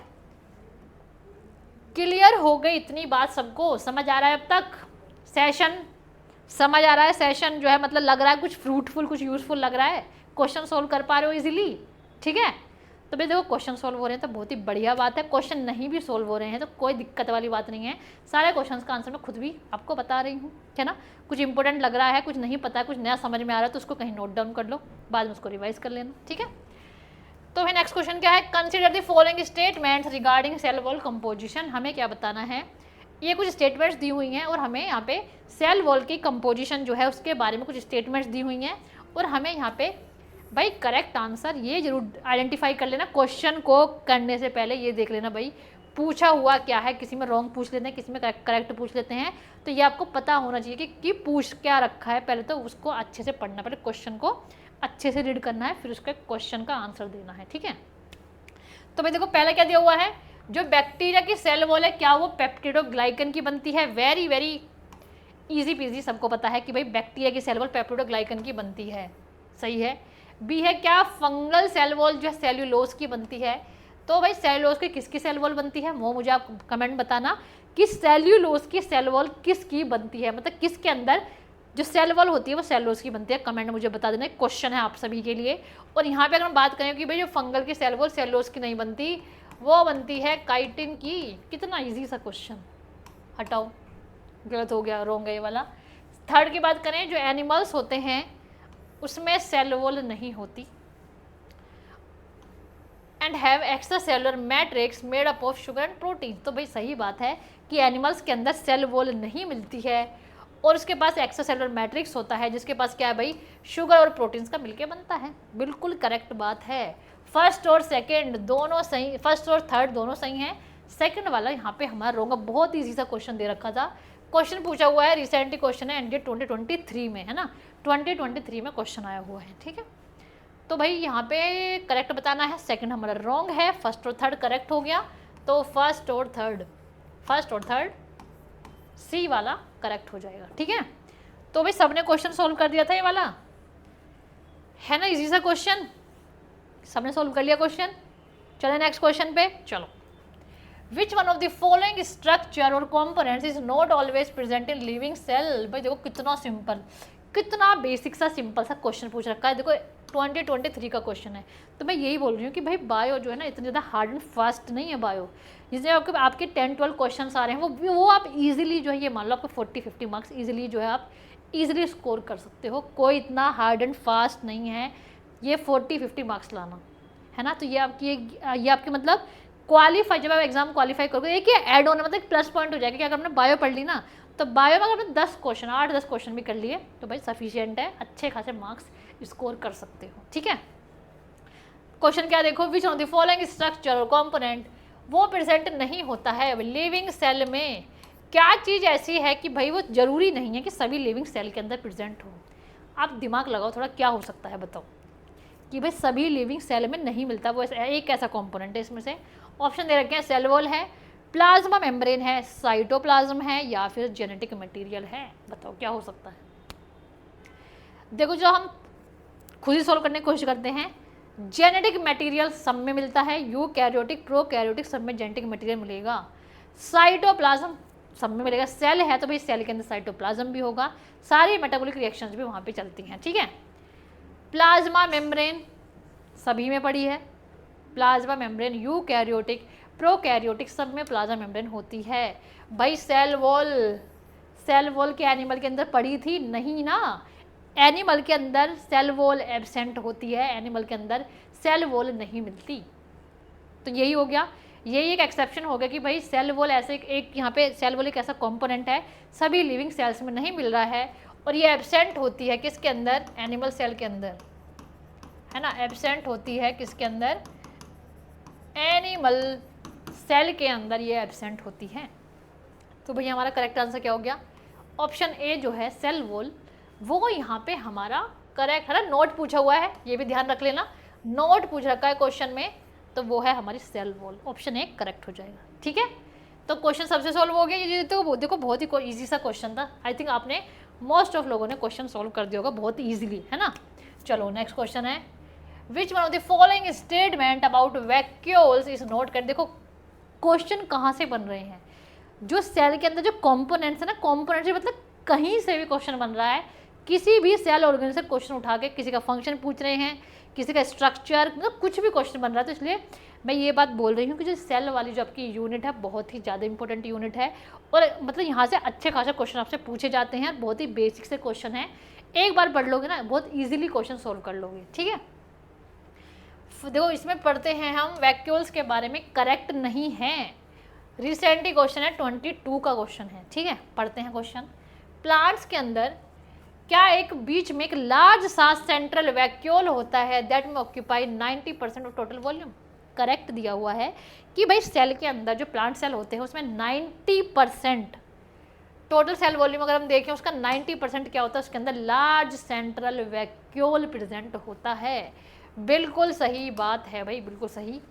सेकंड पढ़ते हैं, प्लांट सेल्स में, है ना, सेकंड क्या दिया हुआ है, प्लांट सेल्स में जो वैक्यूल्स है वो प्रोवाइड कराते हैं टर्जिडिटी एंड रिजिडिटी। बिल्कुल करेक्ट बात है कि प्लांट सेल्स में वैक्यूल्स का क्या काम होता है कि प्रॉपर जो उसकी शेप होती है उसको मेंटेन रखते हैं, सेल का जो स्ट्रक्चर है उसको प्रॉपर रिजिडिटी प्रोवाइड कराते हैं एंड दी टर्जिडिटी। सही है, फर्स्ट भी करेक्ट है, सेकंड भी करेक्ट है। सी पढ़ते हैं, इन अमीबा वैक्यूल्स का क्या न्यूट्रिशन में रोल होता है। बिल्कुल करेक्ट बात है, जो ये फैगोसाइटोसिस वाला प्रोसेस होता है ना, तो इसमें क्या होता है, जो अमीबा है वो बेसिकली क्या करता है, न्यूट्रिशन में जो वैक्यूल्स जो होते हैं यहाँ पे जो है ना, जिसके अंदर कॉन्ट्रैक्टाइल वैक्यूल्स होते हैं, तो वो जो है यहाँ पे न्यूट्रिशन में मेन रोल प्ले करते हैं, एक्सक्रीशन में भी, रेस्पिरेशन में भी। तो भाई देखो अमीबा जो होता है एक हमारा यूनिसेलुलर ऑर्गेनिज्म है, सिंगल सेल्ड ऑर्गेनिज्म है, सारे फंक्शन वो सिंगल सेल ही करता है ना। तो यहाँ पे जो वैक्यूल्स है उसका रोल होता है न्यूट्रिशन के अंदर। बिल्कुल करेक्ट बात है, बिल्कुल सही दिया हुआ है। ठीक है, डी है, डी की बात करें तो वैक्यूल्स जो होते हैं क्या एब्सेंट होते हैं। भाई देखो एनिमल सेल्स में वैक्यूल्स बिल्कुल एब्सेंट नहीं होते, बिल्कुल एब्सेंट नहीं होते हैं लेकिन स्मॉल वैक्यूल्स प्रेजेंट होते हैं। उनका बेसिकली वही काम है कि एक्सक्रीटरी जो वेस्ट प्रोडक्ट होते हैं उनको बेसिकली एक्यूमुलेट करता है, वो एक्सक्रीट आउट करवाता है ना। तो यहाँ पे जो वैक्यूल्स है वो एब्सेंट नहीं होते हैं, वो स्मॉल वैक्यूल्स प्रेजेंट होते हैं एनिमल सेल में। तो भाई यहाँ पे हमें करेक्ट नहीं है, तो भाई हमारा जो ऑप्शन डी है, डी वाला ऑप्शन वो यहाँ पे हमारा करेक्ट नहीं है, तो डी वाला ऑप्शन यहाँ पे हमारा करेक्ट हो जाएगा, है ना। तो डी वाला ऑप्शन क्या है, यहाँ पे हमारा जो ये वाला जो ऑप्शन है वो यहाँ पे हमारा सही ऑप्शन है। ठीक है, तो डी होगा हमारा करेक्ट आंसर। इस क्वेश्चन का करेक्ट आंसर क्या है, इसमें हमारा डी है। चले नेक्स्ट क्वेश्चन पे। क्वेश्चन इजीली सॉल्व हो रहे हैं, सबको समझ आ रहा है भाई। नहीं समझ आ रहा है तो कोई बात नहीं, जो क्वेश्चन के आंसर है उनको समझो, जो मैं बता रही हूँ उनको समझ लो, कहीं कॉपी में नोट डाउन कर लो, रिवीजन कर लो, कोई दिक्कत नहीं है, रिवाइज करोगे सब समझ आ जाएगा। ठीक है, Which one of the following plant plastids store starch, oil and the protein granules? Very very important question. देखो क्या पूछ रखा है कि हमें बताना है कि भाई जो प्लांट के प्लास्टिड्स जो होते हैं वो स्टोर करते हैं, स्टार्च हो गया, ऑयल हो गया और प्रोटीन के ग्रैन्यूल्स, तब कौन से करते हैं वो बताने हैं। क्वेश्चन दे रखा है 2021 का। ठीक है, तो देखो ऑप्शंस पढ़ते हैं, ऑप्शंस क्या दे रखे हैं, क्लोरोप्लास्ट है, ल्यूकोप्लास्ट है, क्रोमोप्लास्ट है या जेंथोप्लास्ट है। तो भाई देखो हमने प्लांट के अंदर ना कुछ 3 टाइप के प्लास्टिड्स पढ़े थे, है ना। जो प्लांट के अंदर हमने 3 टाइप्स के प्लास्टिड्स पढ़े थे, कौन कौन से, पहला पढ़ा था हमने क्लोरोप्लास्ट, सेकंड पढ़ा था हमने यहाँ पे क्रोमोप्लास्ट, और हमने थर्ड प्लास्टिड्स पढ़े थे ल्यूकोप्लास्ट, है ना। थर्ड प्लास्टिड्स पढ़े थे हमने यहाँ पे ल्यूकोप्लास्ट। ठीक है, क्लोरोप्लास्ट का काम क्या था, क्लोरोप्लास्ट का काम ये था कि उसके अंदर क्लोरोफिल पिगमेंट प्रेजेंट होता है, जो किस में काम करता है भाई, ये काम करता है फोटोसिंथेसिस में। जितने भी हमारे ऑटोट्रॉफिक ऑर्गेनिजम्स होते हैं उनमें फोटोसिंथेसिस किसकी वजह से हो रही है? क्लोरोफिल पिगमेंट की वजह से, जो प्रेजेंट होता है क्लोरोप्लास्ट के अंदर। ठीक है, क्रोमोप्लास्ट की बात करें, इसका मेन काम था कि ये ना बेसिकली कलर प्रोवाइड कराता है ना, कलर प्रोवाइड कराता है कि फ्लावर्स हो गए और जो फ्रूट्स हो गए जो आपको कलरफुल दिखते हैं ना, फ्लावर्स फ्रूट्स, तो बेसिकली ये क्या करवाता है? इसको प्रोवाइड कराता है कलर। इसके पास क्या होते हैं? इसके पास ना कुछ पिगमेंट्स प्रेजेंट होते हैं क्रोमोप्लास्ट के पास, इसके पास कुछ पिगमेंट्स प्रेजेंट होते हैं जो एक्चुअली में कलर प्रोवाइड कराते हैं। ठीक है, तो जो हमें फ्लावर्स, जो सुंदर सुंदर से फ्लावर्स दिखते हैं, हमें रेड हो गया, वाइट हो गया, पिंक हो गया, वो किसकी वजह से दिख रहे हैं? पिगमेंट्स की वजह से। वहीं फ्रूट्स अलग अलग कलर के, तो किसकी वजह से? क्रोमोप्लास्ट होता है, पिगमेंट जो है उनकी वजह से होता है। ठीक है, ल्यूकोप्लास्ट की बात करें तो भाई ये होते हैं कलरलेस, कोई काम नहीं है इनका, कलर स्टोर, कलर वलर का कोई काम नहीं है इनका। 1 सेकेंड, है ना। तो जो ये है ल्यूकोप्लास्ट, दूसरे कलर से लिखती हूँ, ये होते हैं कलरलेस, ये होते हैं भाई कलरलेस प्लास्टिड्स होते हैं। तो जब ये कलरलेस है, कलर प्रोवाइड नहीं करा रहे, तो काम क्या है इनका? इनका काम होता है स्टोरेज का, है ना। क्या काम होता है इनका? इनका काम होता है स्टोरेज का, स्टोर करना। किसको स्टोर कर रहे हैं? बेसिकली स्टार्च हो गया, ऑयल हो गया, प्रोटीन हो गया, इनको स्टोर करते हैं। इसी के बेसिस पे इनके अलग अलग नाम होते हैं, अलग अलग टाइप के ल्यूकोप्लास्ट होते हैं। कौन कौन से टाइप के ल्यूकोप्लास्ट होते हैं? देखो, जो स्टार्च को स्टोर करता है उसको क्या बोलते हैं हम? उसको हम बोलते हैं अमाइलोप्लास्ट, है ना। क्या बोलते हैं उसको हम? उसको हम बोलते हैं अमाइलोप्लास्ट।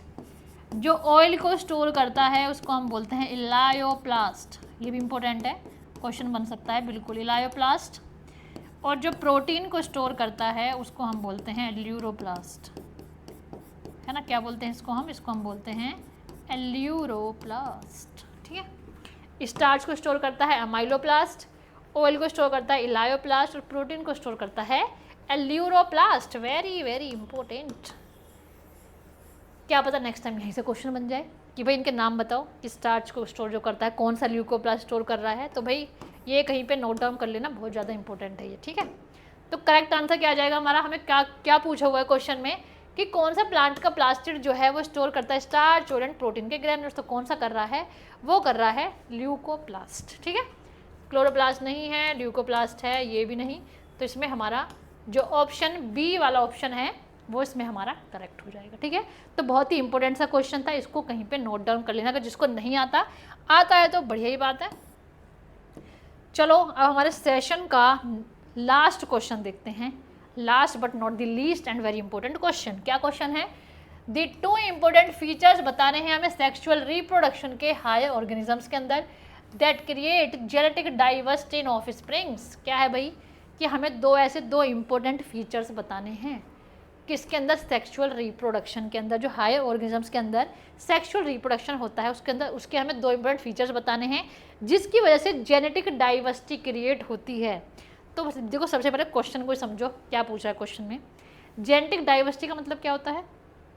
हमने क्या पढ़ा था कि सेक्सुअल रिप्रोडक्शन, देखो जो रिप्रोडक्शन होता है प्रोसेस, वो 2 टाइप्स का पढ़ा था। एक होता है एसेक्सुअल रिप्रोडक्शन, एक होता है सेक्सुअल रिप्रोडक्शन। एसेक्सुअल रिप्रोडक्शन में पढ़ा था हमने कि सिर्फ एक पेरेंट का इन्वॉल्वमेंट होता है और उसी एक पेरेंट से यहाँ पे जो है डॉटर सेल्स का फॉर्मेशन हो रहा है ना, 2 या 2 से ज़्यादा डॉटर सेल्स का फॉर्मेशन होता है। ठीक है, किसके अंदर? एसेक्सुअल रिप्रोडक्शन के अंदर। और ये जो यहाँ पे ऑफस्प्रिंग्स बन रहे हैं, ये डॉटर सेल्स बन रहे हैं, वह एक्चुअल में बिल्कुल सेम होते हैं अपने पेरेंट के। ठीक है, वहीं बात करें सेक्सुअल रिप्रोडक्शन की, तो देखो सेक्सुअल रिप्रोडक्शन में क्या होता है, हमने ये पढ़ा था कि यहाँ पे 2 पेरेंट्स का इन्वॉल्वमेंट होता है। एक होता है मेल पेरेंट, एक होता है फीमेल पेरेंट। जो मेल पेरेंट है वो मेल गैमिट का फॉर्मेशन करता है, मेल गैमिट। फीमेल पेरेंट यहाँ पे फीमेल गैमिट का फॉर्मेशन करता है। दोनों गैमिट्स का यहाँ पे मेल और फीमेल का फर्टिलाइजेशन होता है, उससे जाइगोट बनता है। जाइगोट से फर्दर एम्ब्रियो, फीटस, प्रॉपर जो है यहाँ पे न्यू इंडिविजुअल का फॉर्मेशन हो जाता है। ठीक है, तो भाई ये जो हमने यहाँ पे सेक्सुअल रिप्रोडक्शन पढ़ा था, तो उसमें हमने ये समझा है कि भाई देखो, जैसे हम अपनी बात करें तो देखो हम जो है बिल्कुल जेनेटिकली क्लोन नहीं है अपने पेरेंट्स के, है ना।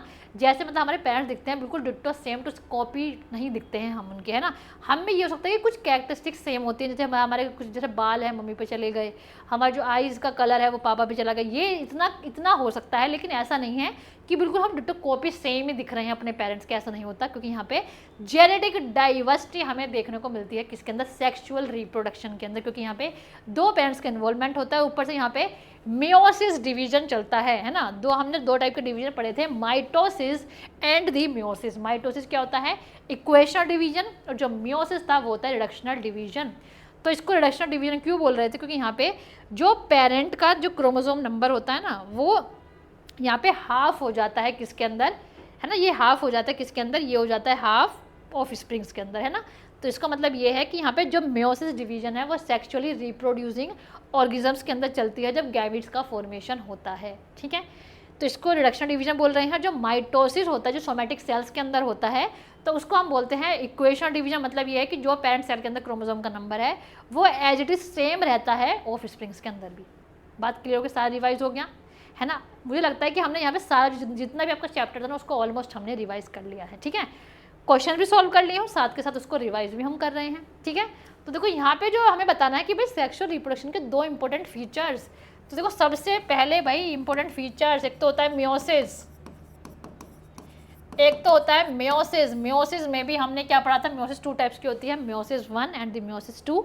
तो भाई जो मियोसिस 1 का जो प्रोफेज 1 था, वहाँ पे हमने कुछ स्टेजेस देखी थी, वैसे इतना डिटेल हमें नहीं पढ़ना है।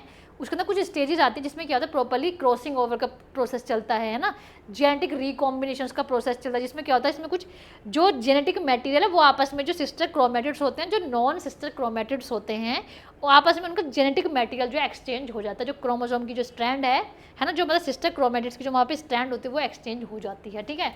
तो मियोसिस में जेनेटिक रिकॉम्बिनेशन बन रहे थे, है ना, जेनेटिक रिकॉम्बिनेशन बन रहे थे, न्यू रिकॉम्बिनेशन बन सकते हैं यहाँ पे। और यहाँ पे एक प्रोसेस चल रहा था क्रॉसिंग ओवर,